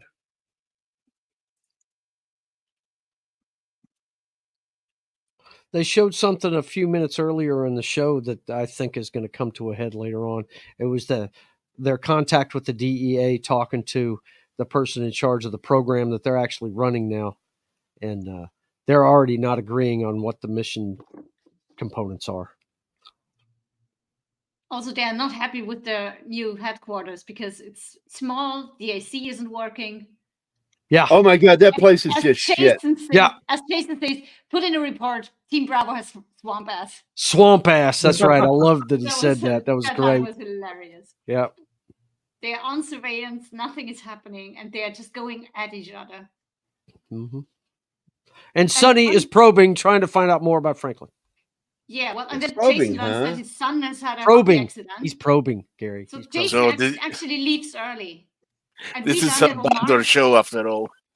that Omar has been Bravo 2 all this time, which makes no sense because Omar is the second newest guy. Drew is the newest. So why is Omar Bravo 2? Which I love this writing because, like, you know, you're trying to be like tactful and get this guy to open up on his own, and you send Sonny. Right? Yeah. Right. Weird. Also, Ray goes on the diplomatic part of the mission, and Omar is team leader all of a sudden with little experience. So, well, that's many how things are going on. Promotion within a team is normally done. Is whoever is Bravo 2 becomes Bravo 1. Whoever was Bravo 3 becomes Bravo 2. Yeah, but why is he Bravo normal 2 in the first place? Transition of command. Well, that's just the thing is they're saying he was forced on him to do this. And so I'm going to do this real quick. This is some of the artwork from it. That's the slat armor. Look at that shit. How good that looked. Nice. And see the the driver's hatch is open. I had to redraw that. And I got it right the second time. Here is the black and white artwork. And again, I had the fucking hatch open. And this is the main character. I did this artwork before I learned about slat armor. It's pretty badass, Gary. I like it. Pretty badass. Terrible trigger discipline, though. Yeah. I didn't want to say it, but yeah. Well, because originally I had him firing. Originally, he was firing, and I took the fire off, and I realized, bad trigger discipline. It's the first thing I noticed. But I'm like, that cover will never see the light of day outside of me showing it here. It's never going to be on the book. The actual cover I did for the book is much better. I'm going to see if I can actually find that. So keep talking, guys. I'm sorry. Yeah, Stop. this is about the point that I'm out of the show here. This is what I watched up to, but I really think that's good.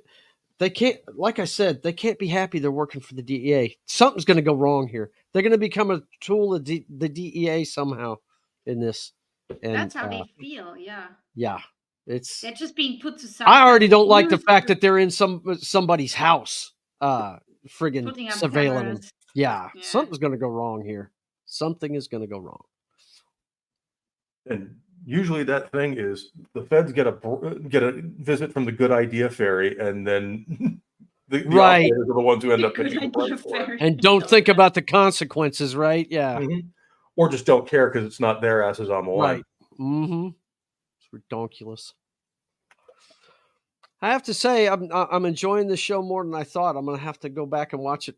The 6 previous seasons. I'd never. Me too. Hope I'd never watched this show before. The show's pretty good. I like it a lot. Yeah. I started to watch it when season 1 They came talk out, about it on that but Green Beret watching movies and TV channel, and Yeah. they've had the actual guy on, which he's a former Ranger. He's also in the show. He's the guy you see firing that's got a chunk of his forearm missing. Yep. That's actual wound he had in combat. And I just laugh every time I realize that the best show about Navy SEALs is technically advised by a U.S. Army Ranger. Right? My Navy personal SEAL. favorite cameo like that is still Generation Kill, where you had one of the guys playing himself. Like Sergeant Reyes is actually Rudy Reyes. I love shit like that. Let's see, this is a little bit of the artwork there. You can't really see it there. This, why is it pixelated for you guys? Yeah, yeah. I don't know what's going on with that. that's probably StreamYard compressing it. Yeah. It is. Because that's the shot of the striker getting hit with an RPG from the top of the mosque. I have the actual combat footage from that day, from that battle, where they were getting sick of this sniper. So they called to see if they could use a tow. So they got permission to use one tow rocket. And they fire the tow rocket, and it goes, you know how a tow rocket goes up, Yep. and then it drops, and then it takes off. Okay. This one went up, dropped, hit the ground, and then fired and went straight up underneath some. Oh, so it had like private half of a misfire? Yeah, and it lands underneath. It stops underneath of somebody's Volkswagen Beetle. Whoops. Wow. It's like someone needs to tell that guy not to drive that car if he's alive, because a lot of people on that street were dead. They'd been killed by the 2 500-pound bombs that went off. Which And that'll happen just when you start carnage. dropping 500-pounders in civilian areas. Yeah, and but anyway, so I'm looking to see. It's in here, data, images. That's what I want. So there should be some images in here from City for Fire. So you guys go ahead and talk about this real quick. I can't because we've gone Well. past what I watched. So Yeah. you guys have Anima? that. You did not do your homework then, because this is only episode 5. Young lady, I've been off planet for a week. I know. Thank you very much. I sure. did watch 2.5 episodes. I got that much in. You tried. I I tried. once saw a porcupine.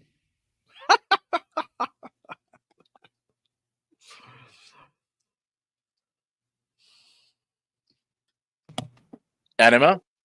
What? It's in your hands. I hate that. Tell us what we're doing here.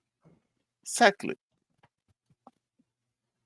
They are on What's an the- observation mission. There's not much to talk about. At the market. Yeah. Surveillance. So much fun. One of my Yeah, favorite they- movies is a movie called Stakeout with Richard Dreyfuss and Emilio Estevez. And it's Oh, and all about Emilio Estevez. what can I go like the wrong first when one. you're surveilling It is- someone. That's a John Badham movie, and he, if you're a fan of his, it's one of his better ones. Lesser known, but it's funny as hell. And then you have another stakeout. Yeah, I That's the never one. saw another Stakeout. I There didn't you think go. that movie needed a sequel. There it There is. you go. Now it looks good, buddy. Wham! It got hit on the side. Woof. And the guy on the other side would have got the shit knocked out of him. By that Knocked out of Stryker him. movie. Yeah, Oh, yeah. no doubt. Which, did I ever tell you the funny story about us operating with the Abrams? And one thing they tell you is when we're moving up with the vehicle, you don't make contact with the vehicle. Well, no. Like you keep your shoulder off like a foot or two back from the truck or back from the track, and move up that way. Well, my buddy didn't listen to that because we were taking fire. So obviously, you get as close as possible to the biggest, most heavily armored object you can find. Right. And then the tank lets loose with the main gun and knocks him on his ass. Knocked him on his ass. Yeah.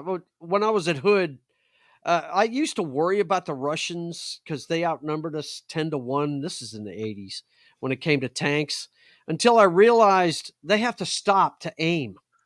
Not to mention over half I of can't those... tell you how many times I saw an M1 Abrams just hauling ass on a tank trail and just blow the hell out of something downrange. 60 miles an hour, they can still laser target. Absolutely. My God. Just, yeah. They would circle Russian tanks like it was Custer's last stand. It's ridiculous, man. Oh, not to mention crazy. Half of those Russian tanks were like T-55s, which were basically museum pieces by that point. Like it was a good tank when their grandparents were driving them in the 50s.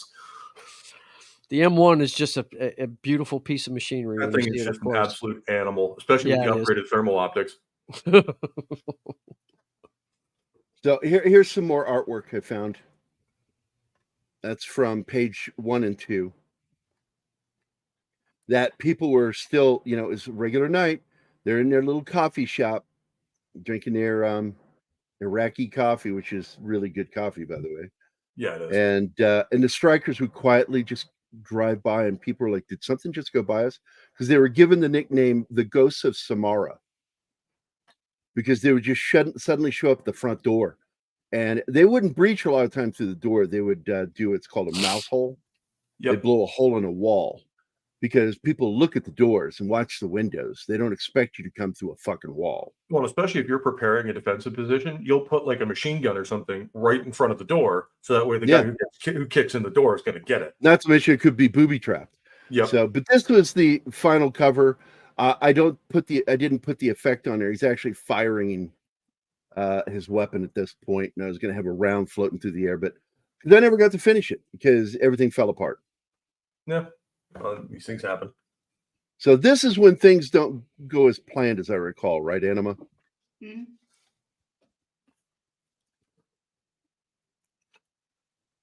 Where are they at right now? This is where, I love this. It's because the family that they're following, that are supposedly the drug kingpins, have just been taken hostage by somebody else inside their house, and they keep wanting to go in, but they're being told by command to hold tight.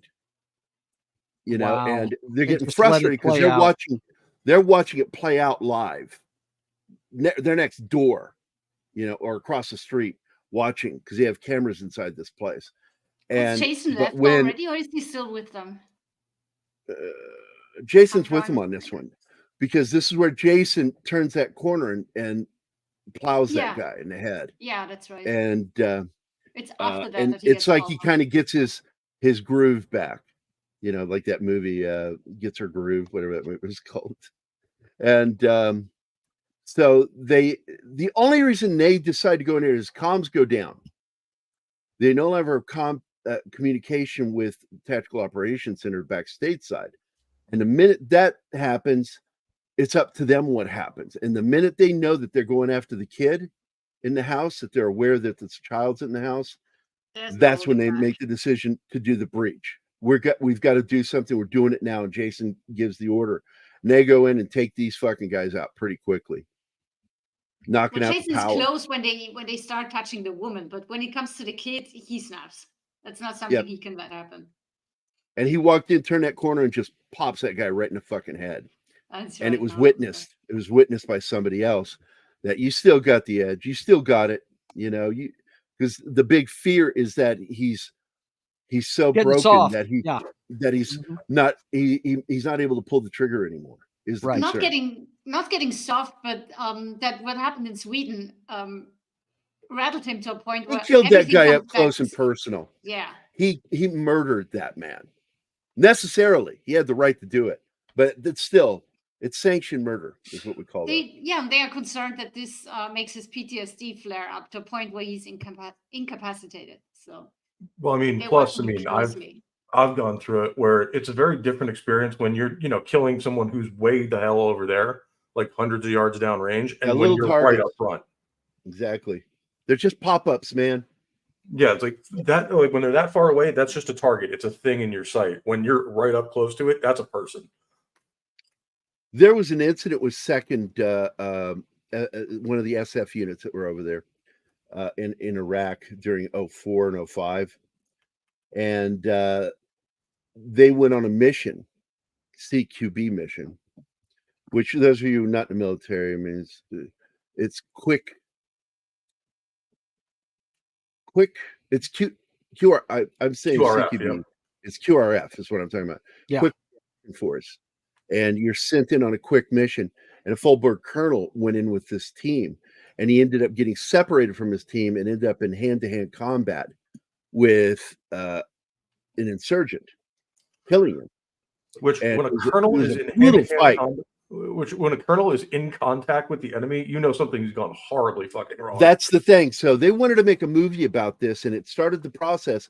Harrison Ford was associated with the film, playing the full-bird colonel, and then all of a sudden everything got quiet and it went away. And the reason why is because a full-bird colonel shouldn't have been in combat, and a full-bird colonel shouldn't have been isolated. Something went wrong on that mission, and they didn't want that known, and that's why that story disappeared very quickly. Yeah, I mean, even if he is near the combat zone, he should have a full squad of grunts protecting him at all times. Absolutely. Something went down because a full-bird colonel, first of all, shouldn't really be in the shit like that. Yeah, he shouldn't be anywhere near somewhere where gunfire is He happening. shouldn't have even been on the mission. He should have been back in the Tactical Operations Center to talk. So, I love that look on her face right there. Look at that. Back there with me. That's what the MPs do. Yep. Talk access. Yep. Yep. Should have been back there with me. So they're back, and he's happy because he feels that Jason is back to normal. Things are going to get back to normal. But what was that face for? I can't remember, hon. What was that all about with her? I don't remember. I'm sorry.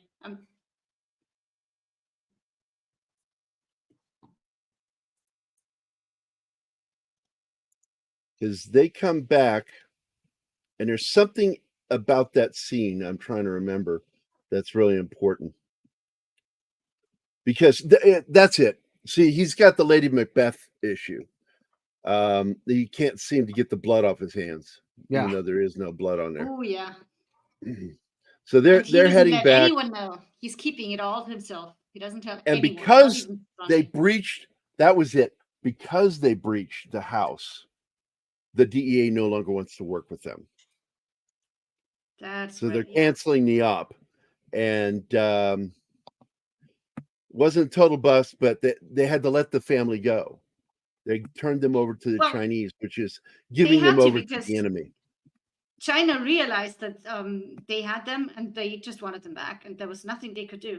They had to give them. Well, to the China. proof is that what they've been going for was that China is the one funding this drug war. Yep. The enemy. And Absolutely. but she's satisfied because they're not teamed up with the DEA anymore. That's what that look of satisfaction is all about.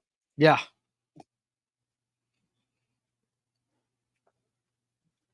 But people know that somebody is going to die this season, the final season. Yeah. They don't know who it is. I don't think it's going to be Jace. I don't think it's going to be Jace. It can't be him because he's running the center and they already killed one guy there. Right? But No, I think it's going to be new guy. I think it's going to be Sonny. Oh, that would suck. Because he's He's the most beloved character on this show. He really is. Not actor, character. Because everybody I know fucking loves Sonny. Mm-hmm. Yeah, because Sonny's great. Oh, he's like Yeah, what's not to everybody. love? We all knew a Sonny. Because there's almost never any drama with him. He just shows up and does his job. Yep. And He's the redneck of the bunch, man. Too. He's ready, he's ready in a fight to throw that punch that's going to end it. He's a good operator. He knows his shit, and he doesn't cause trouble. He just shows up, does his job, and then does his own thing on the side. Yeah. He has been the voice of reason many times too. And he's also like a lot of the guys I knew, banging the wrong women. Yeah, he's not banging her. But the one he had the baby with, he did. He banged the girl. That's a mom. That's his kid. Oh yeah. And that was a bad idea. But the babies are never a bad idea. But that woman relationship with her, bad idea. I do love his character. Like his purpose in a lot of the episodes, though, is basically to smack Ray and Jace upside the head and go, "Would you two just fucking knock it off already? We got a job to do." Right? I mean, they act like kids. The whole team acts like kids a lot of the time. Like in that house where the AC isn't working, they are bickering all the time. It's like, come on, dudes, you're a SEAL team. Yeah, it's like the usual reaction, at least from Marines, is just like, "Oh, AC's not working. That fucking figures." Yeah. Oh, that's when I like this one. His son is in the hospital. I'm sorry. I like this comment. Again. We're past that. And I'm sorry if I say it like that. It's not what I'm saying. I'm saying Anima. Yeah. I know it's not what he's saying at all. I can see one of my group commanders doing something like that.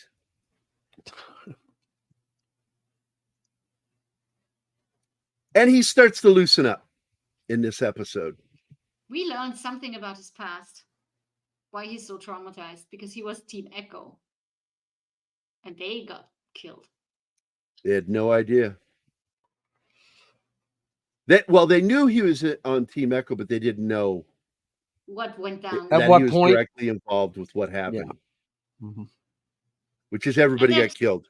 He's the only there survivor. There are tears when he tells, it makes him cry to talk about that. Oh, and we're dealing with his kid. Now, all of this was, I was okay with a lot of this. It's just once we get to the hospital, I start to have a problem with the medical side of things. They did not do their research. Both you and I, Gerry. I got angry all the time because they were just getting stuff wrong that a simple research would have told them. This is not how it's happening.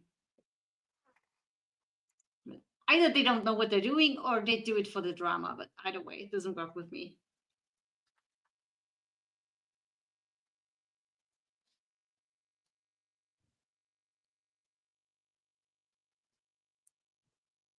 So they're about to go on a mission without Jace. And the annoying tall guy becomes Bravo 2. This is where it happens. Omar. Because Ray has to take the lead and do the diplomatic part. Trying to talk sense into these guys. And he's got some anger issues, Bravo 2, in this. He's just, I forget his name, Omar? Is that it? Yeah, Omar. Omar's got some issues. And so he has some problems commanding them when shit starts to go down. But eventually he gets his head uninserted from his ass. And he did it on his own. One of his problems is that Jace is much softer about Drew than he was about him, Omar.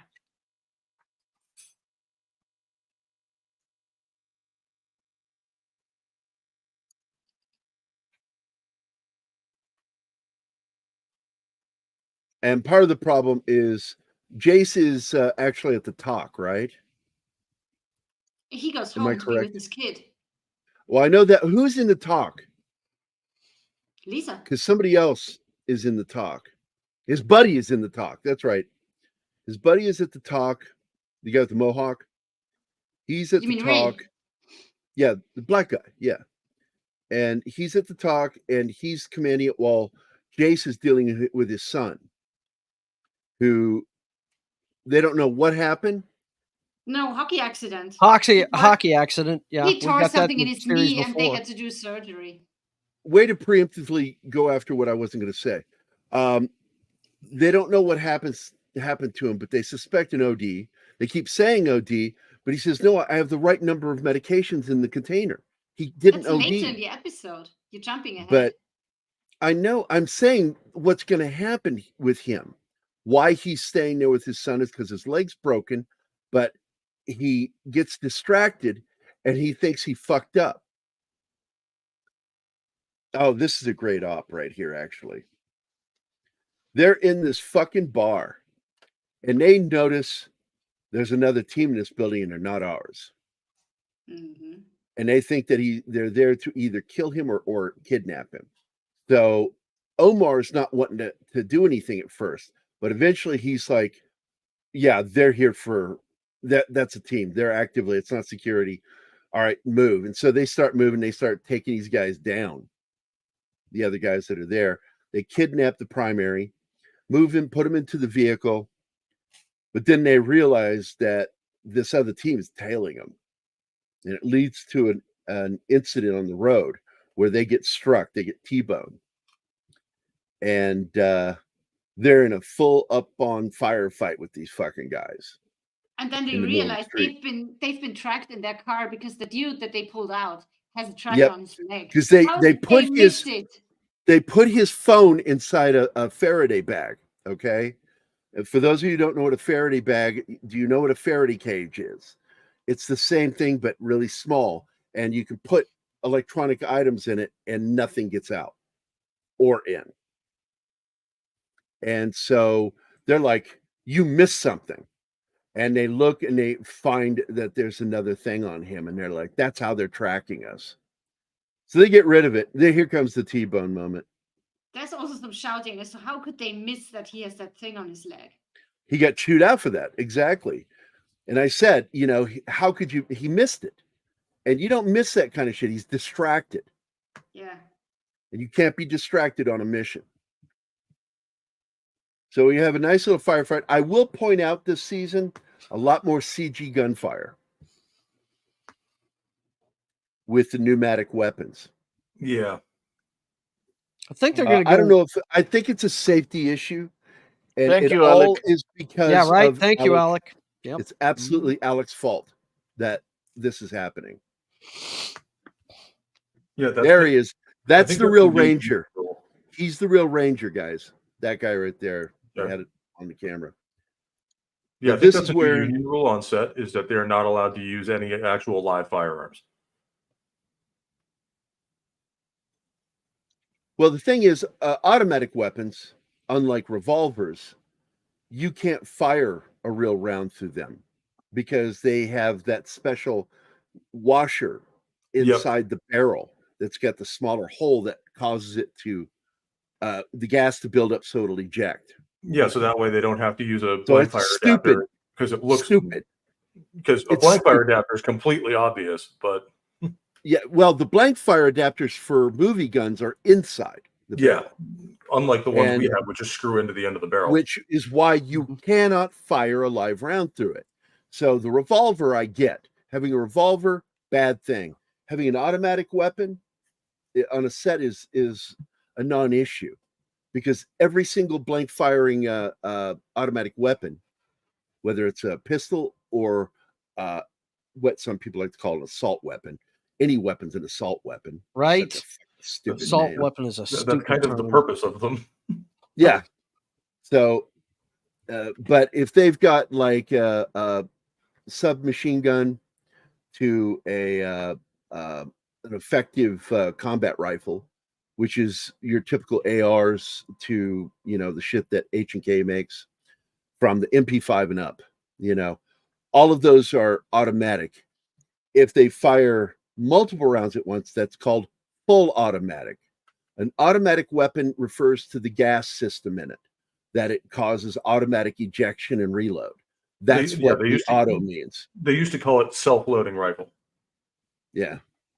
Until they came up with the term automatic. It's an automatic weapon. It automatically exports and reloads the weapon for a new round. So this is it. He OD'd and he knows he's OD'd, but how could he be OD'd? And so he breaks into his phone, which absolutely will have blowback later, but it's your fucking son's life. Yep. I like how he uses his passed out son's face to unlock the phone. Yeah. That was kind of I agree with you. Actually, I would refer as any weapon specifically designed for combat can be called an assault weapon. I will Well, I mean, an assault acquiesce. rifle. The assault rifle has a specific definition that the Sturmgewehr actually created. That was a Yes. whole new classification of weapon. And that's what he's talking about here. The 44 was by definition assault weapon. Although technically, if you want to Exactly. look at it, the BAR would also kind of qualify as that. The BAR, absolutely. That was your machine gunner back in World War II. Yep. That they didn't carry a 30, they carried the BAR, the bar. And I showed Anima what those things can do. She watched it. The problem with the BAR, it was fucking heavy as shit when loaded. And they're also uncontrollable as hell if you have to fire it from the shoulder. Fire it from the shoulder. But the other thing is that it had very low ammunition. Yeah, Because you would the fire magazine a was couple of bursts from the BAR and you got to reload. And that ammo is fucking heavy. Because that fires a 308, right? 30-06. Oh, it's 30-06, even bigger. Big. Oh, man. Yeah. It's the longer cartridge. So those things were absolute beasts. They had great effect on target, but you had to be a bigger dude to even. I had to rip them up, man. That's, oh my God. So now the mission, they're in that fucking place and they've got him and they're, and we start talking about advanced interrogation techniques, including waterboarding. And it gets brought up and the guy says waterboarding is torture. And I'm like, holy shit, thank you. Having been waterboarded, I know what it does. And torture actually causes pain. I mean, damage. What waterboarding does is it tricks the human brain into thinking it's drowning when it's not. What you're actually doing is temporarily suffocating somebody. Because that's why I told you when I got waterboarded, I passed out twice. I went unconscious twice.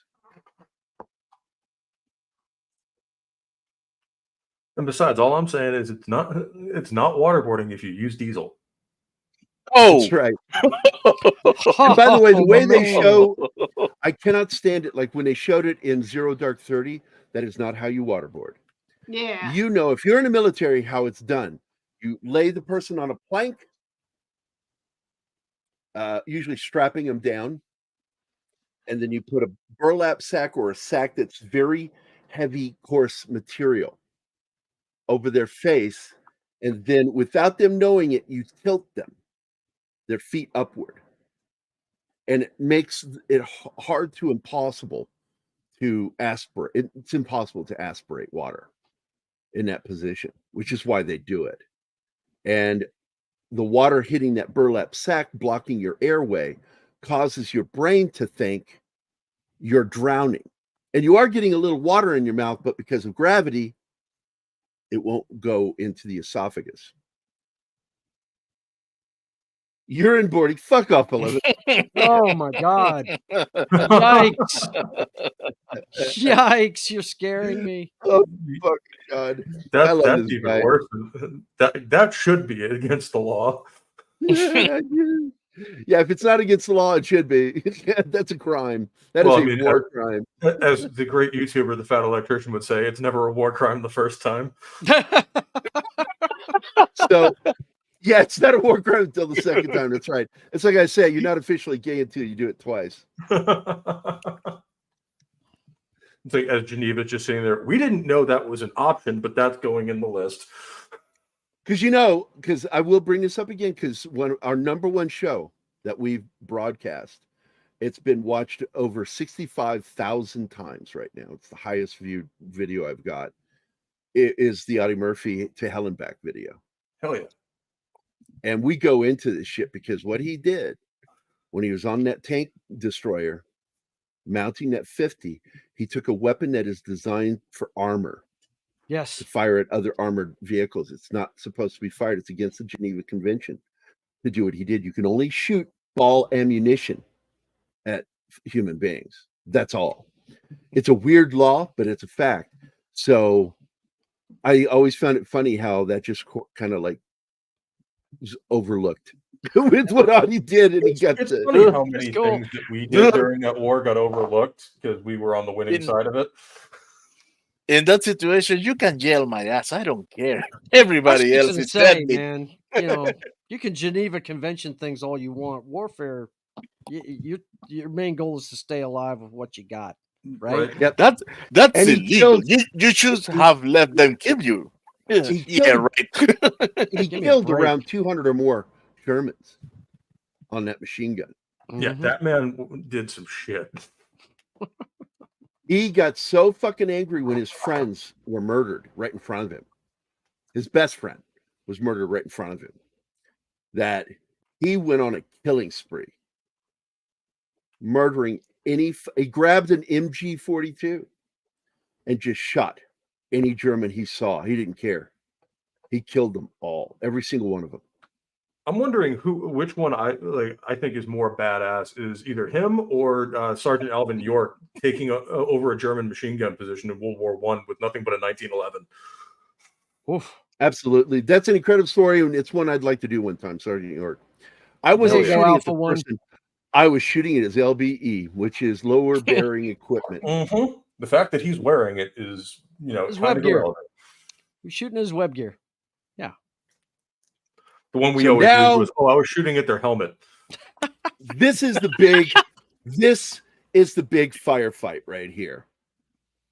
And this is where we get the backdoor breach comment.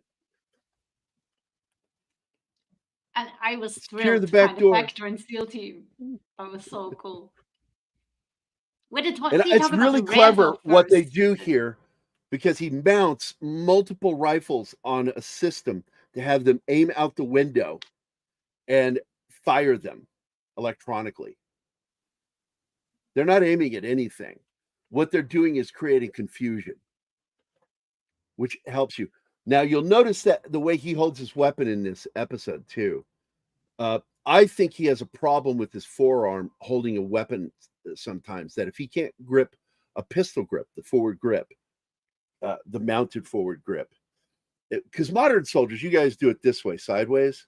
I've noticed that. It looks like you're like going into old English boxing match. And we usually use the C-clamp grip with your hands way out forward near the front sight post, because it actually gives you a better basically your left arm is a straight line, so it handles recoil much better. It handles for it. You lean into it, and you can actually walk firing. But when you're doing CQB, you do what's called the close quarter grip, which is you want your hand closer to your center of mass, like this. Yeah, we actually set our kits up for turning is that, easier. where you have your first aid kit and your magazine pouch is kind of set low on your vest, so you can Right. kind of put your elbows on your mag pouch and your IFAC, and just kind of choke up your grip and just kind of turret, where you have So your the hands first in thing and you you're using see- your yeah. you're using your torso to move the rifle. And the ranger guy, the tech advisor's character, actually, the first time you see him, he lays his weapon over his forearm when he's kneeling behind the table aiming at the front door. And he's the one who takes out the first guy coming through the door. And he's doing a controlled aim by using his arm to hold the weapon instead of putting it on the table. He's aiming this way. And he's in a almost a 3-point position. He's in a knee, left, I think it's left knee down, right knee up position. Odd, because that's Yeah. usually the opposite, where you want your non-firing knee up. You want your non-firing. So I wasn't sure. Oh, okay, no, nothing new. So enemy stacked at the rear door. So this is where it begins. Rear door. Exfil, go, go, go. And this is also when they need to make the decision that even though they don't have permission from Cambodia to bring the guy into Thailand, they need to go for it. Because otherwise he will be killed. They will be probably too. So to get this guy to safety, they can't wait until the diplomatic end of the mission has succeeded.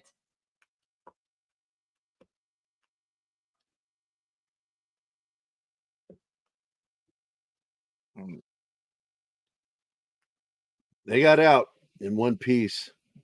Yeah. But now they need to cross the border, permit or not. Of course they get And I it. think, don't they spot somebody following them? Yeah. That's the problem. I They're like the still word being- vaporize. Yeah. Yeah. Yeah. Check fire civilians. They can't stay in the country because they keep running into problems. And here's the most annoying term used by a tactical operations center. Negative, negative. You are weapons tight. You are weapons tight. You know what that means, Pope. Mm-hmm. Weapons tight is basically you are allowed to defend yourself if you are fired upon, but you are not to engage first. And this was the ROE in Iraq was insane. And I show it in the graphic novel script, and actually you see it at that one bit of artwork, because he looks right at the Haji who had been shooting at them, but now he's shoulder slung, and he's given the order to his weapons tight, and he can't shoot this guy, and he knows he's the bad guy, and in the end, he's the lead guy in the script. Not this is the one area where I fudged it for dramatic purposes, and he's the last one out of the police station. And as he sees him going out to a taxi cab with a bunch of other guys to evac, he sees him and he knows it's him. And he gets an order right before this, weapons tight. And he fires and kills this guy. Finally, the guy from the very beginning of the story gets killed at the end. That caused all the mayhem, all these deaths, all the multiple hundreds wounded and killed in that one bombing. And my character gets to smoking, and then they said, "We said your weapons tight. Your weapons tight." And he's like, "I returned fire. He fired at me first. He lied." And the audience gets that great feeling of accomplishment that they killed the actual bad guy. So here we are. This is back to that story, and there's so many issues I have with the medical aspect of what's going on in this hospital. Well, what annoyed me was so he comes home. One, he doesn't smell the vomit. His son has thrown up, vomited, aspirated the whole 10 years. He doesn't smell it. He needs to realize the dog is going crazy and his son isn't responding to him. That's when he turns around, sees him on the bed, flips him over, and discovers all vomit and calls 911. So 911 arrive. He stops breathing in the ambulance. They immediately intubate. And then at the hospital, they keep talking about damage from lack of oxygen to his brain. There is no lack of oxygen when they immediately intubate. Yeah. Yeah, I know. If the person just coded and then they intubate, there's no loss of oxygen because you still have oxygenated blood. And It's we when hear them say your it heart when stops, they arrive. it stops pumping the oxygen, Yeah. but you immediately thump them, and odds are they probably got them wired. The EEG system has the built-in paddles. So they turn to the machine, they'll go clear. It's the monitor, and there's a little button on there that causes the not the amperage, but the voltage to go up to shock the heart.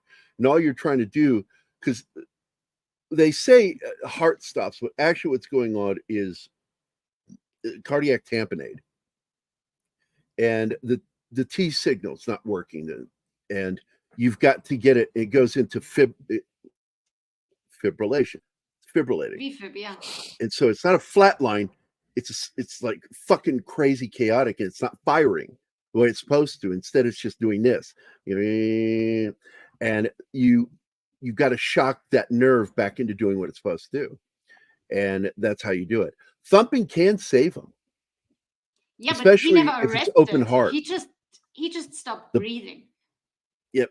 The best way to save somebody non-electronically is when they're in the hospital to pop open their chest and start doing direct heart massage. You can actually cause it to start going back into regular pattern. So they get a lot of that shit wrong. And yeah, he wouldn't have been deoxygenated. He would have been still oxygenated when they intubated him. So it doesn't matter. That was a stupid thing Well, to put in there. they It's like, do it for we're the in the clear. drama. There's plenty of time. He's got plenty of air. It's like, oh, you know that now. We should have known that when it happened because he just fucking coded. They're doing it for the drama. The same with Drew's story, because Bravo took over from Echo at the beginning of season 6, I think. They were there. There's no way they had no idea of anything that happened. But when he tells the story, that was weird. There are unrealistic aspects of this. Absolutely. They would have known everything about Echo, and they would have known he was they would have known he was in there. There's no way they wouldn't have known. Yeah. There's some weird things with the writing in this season. So now he's also kicking himself in the ass. And her character, man, she was so hot in the first seasons, and now it's like they're got her hair down, and it's like she's like a lesser attractive Anne Hathaway or something. Yeah, that's right. And I don't like that because I think she's beautiful. Budget Anne Hathaway? Budget Anne Hathaway. And he's really good in this part because she got in some combat too. And she's CIA, if you guys don't know that. She's been in love with him for a while. And they finally sealed the deal and fucked in season 5. He's been tapping that thing ever since. Now he actually fell in love with it. I'm a horrible human being. Yes, you are. No, you're not. So from your mouth. We went over a little bit. I apologize, but we got that in. I really do like the show. I've got so many problems with some of the writing. It's the same thing with From. I have problems with the writing, their decision making, but I still like the show. I like or love the show. I love From, and I love this show. And we're going to talk about From this Friday. Don't miss that. That's right, because it's part of our Halloween thing. It's Halloween. We're also going to be doing a special show on Thursday to discuss one of my favorite miniseries / movie is Salem's Lot. Oh, nice. Anima and I watched it yesterday. Yeah. We watched the thank entire you for changing the time so I can be 3.5 hour or 3 hours and 3 minute film. Yep. Yeah, I originally had it at 8 o'clock in the evening for me, but Anima's like, but I want to do it. And I'm like, okay, then I'll bump it to 3. Wasn't it a mini series when it came on TV? Yeah, if you pay attention again to what I just said, my favorite mini series / movie. You Did can't you hear find that it part as a when series. I said that, Joe? Apparently I didn't, Gary. Because you're not an active listener, motherfucker. And once I'm sorry, again, what? you have let me know it. Yes, sir. They edited it into a 3-hour movie by just cutting out all the openings the and Blu-ray, the ad breaks. When they released the movie version first, they had taken almost an entire hour out of it. And I didn't like it. I had problems with it. But then when they released the Blu-ray, they did a full edit to where it's the entire miniseries made into a movie. So it's over 3 hours. 3 hours and 3 minutes. Yeah, I said that before. Again, Made for active great listening. date night. I know. So, but anyway, let's thank everybody that's here. We got Snorty. We got Penny, Glenn Fleming. Oh, that was Joe. Okay, 11 Alpha, Real Wade Nation, and Gap Stargate. Was that it for the chat? No, Penny was here too. Was Penny in there? Yes. Oh, yeah, she was there. So make sure we didn't miss anybody, but I'm pretty sure that's everybody. M. Oh, yes. So what? Tim. Yes. Yeah, Tim. So, and I do want to put this up here. Even though I had a problem with such a small fire team being sent in on a mission like this, I do like this moment in the movie, The Land of Bad. Ordnance. 2 Hellfires and a blue 118, sir. Lose the sir shit. I work for a living. Yeah. I work for a fucking living. But here's the other thing, because budget Chris Hemsworth is Richard Him Griffiths. and his brothers were in the film, and I like that. I like the other brother even more. He's the shorter, stockier one. I fucking like that guy. Liam? He's got another No, no. coming up. No, not Liam. The other one. There's a third one. What's his name? I keep forgetting it. What was the no about? Anima was asking. She was asking if it was talking about Liam, and we Liam. said no. It's the third guy. Yeah, Yeah. what you're talking That about. is Liam, the main character, and the secondary guy in Special Forces team that's not related to him in the movie is in real life his other brother. Right. And he's got another one coming out with Morgan Freeman that I think is going to be very simple. It's not going to be like, taking any awards home, but it looks fucking good because Which one? they Gunner? take Because his daughter, Gunner. They're going to Gunner is already guys released. take the gut. I have not seen it yet on the streaming sites, so I don't know. All I know is it's not available yet, and I want that fucking movie. But anyway, so as I was trying to say, the synopsis is that this Special Forces guy, his daughter gets kidnapped by a gangster's son, and they're going to hold her hostage until he breaks out their father from prison. Morgan Freeman. I have seen the trailer for that. It does And look it's really fucking good. Yeah, it does. And I am really, if it's available, I'm going to go find it today because I want to see that movie. I'm fucking stoked about that, and I want to talk about it on this channel. Mm-hmm. Yeah, I've seen the trailer for that one. It does look good. And for your moment of zen, is this what should have been an outtake, but ended up in the movie from The Great Escape? Keep it going. Keep it. No taxation without representation. Keep it going, boys. Keep it. Keep it going. Steve McQueen's double take was real That was great. because yeah, that wasn't what he was supposed to say, and it threw him for a loop when he said it. And he just like, "What did you just say?" Sound like his voice cracked too. Fucking great movie. Also, So, very accurate. Wherever we are, the soldiers will find the booze. It's going to happen.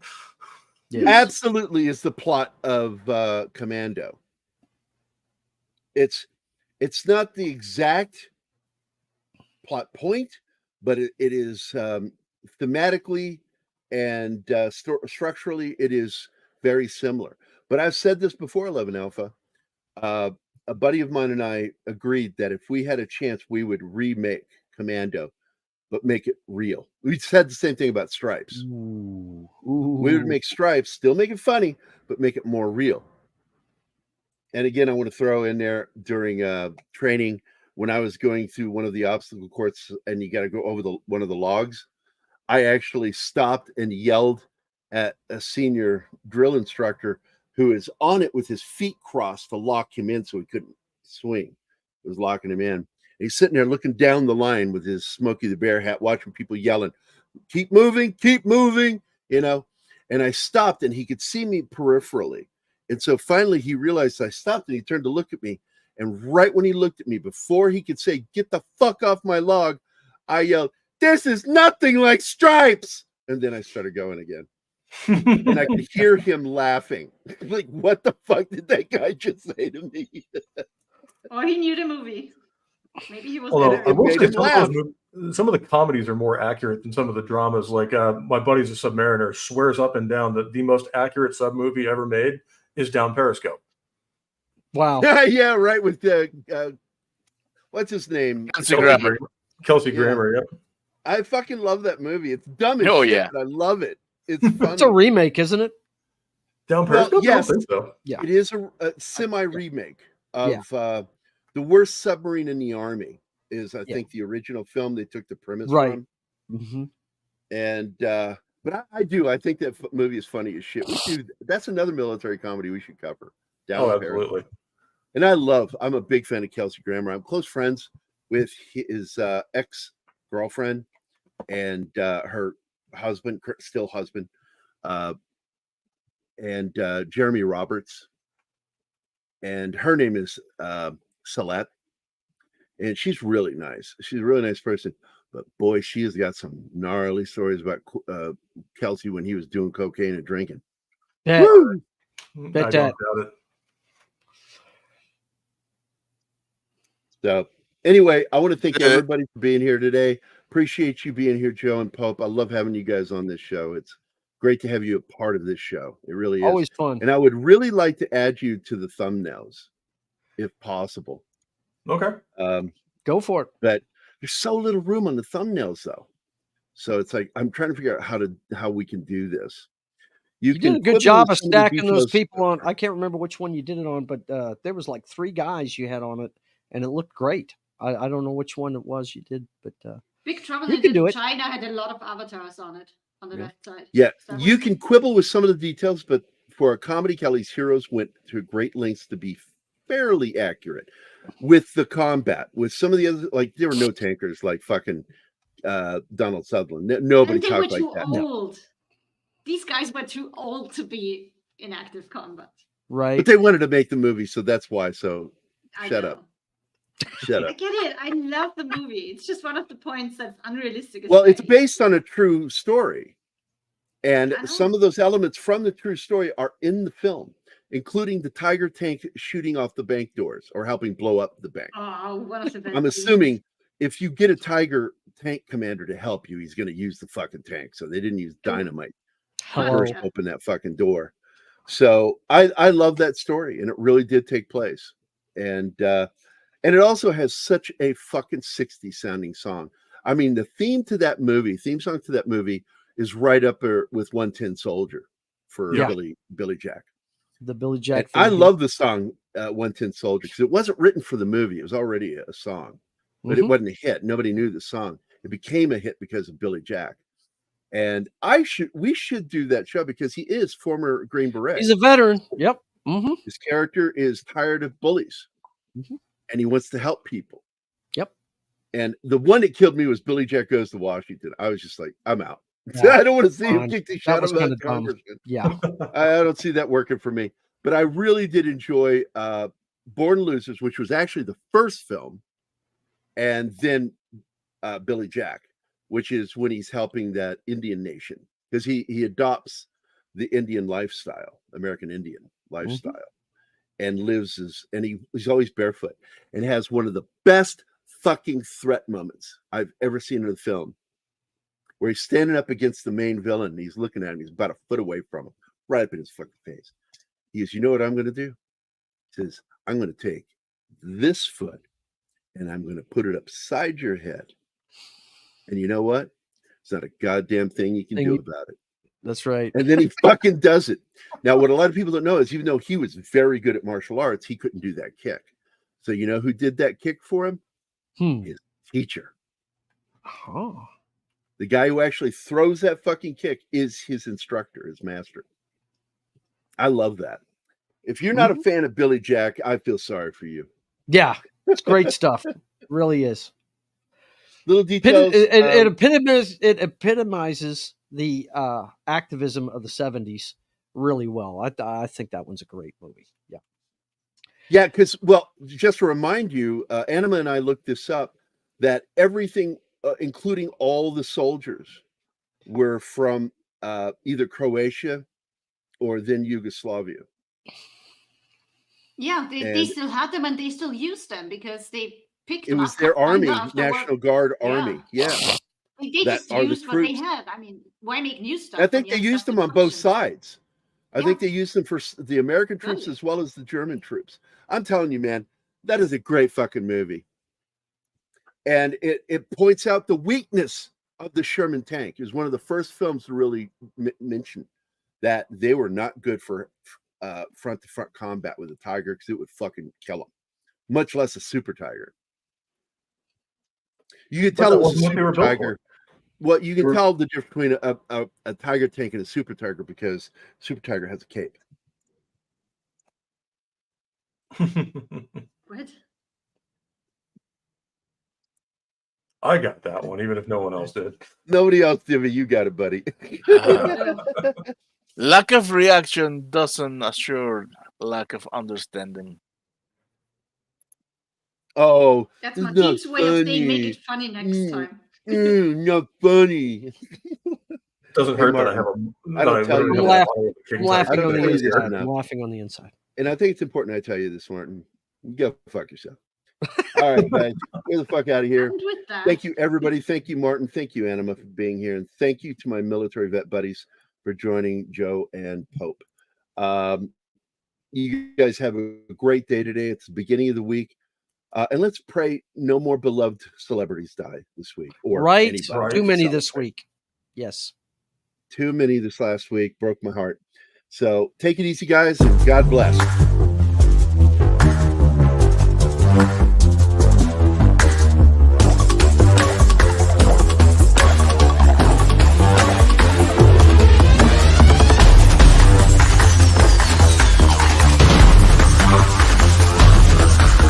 This episode is brought to you by the U.S. Army Cut Juice. Cut Juice is like Kool-Aid.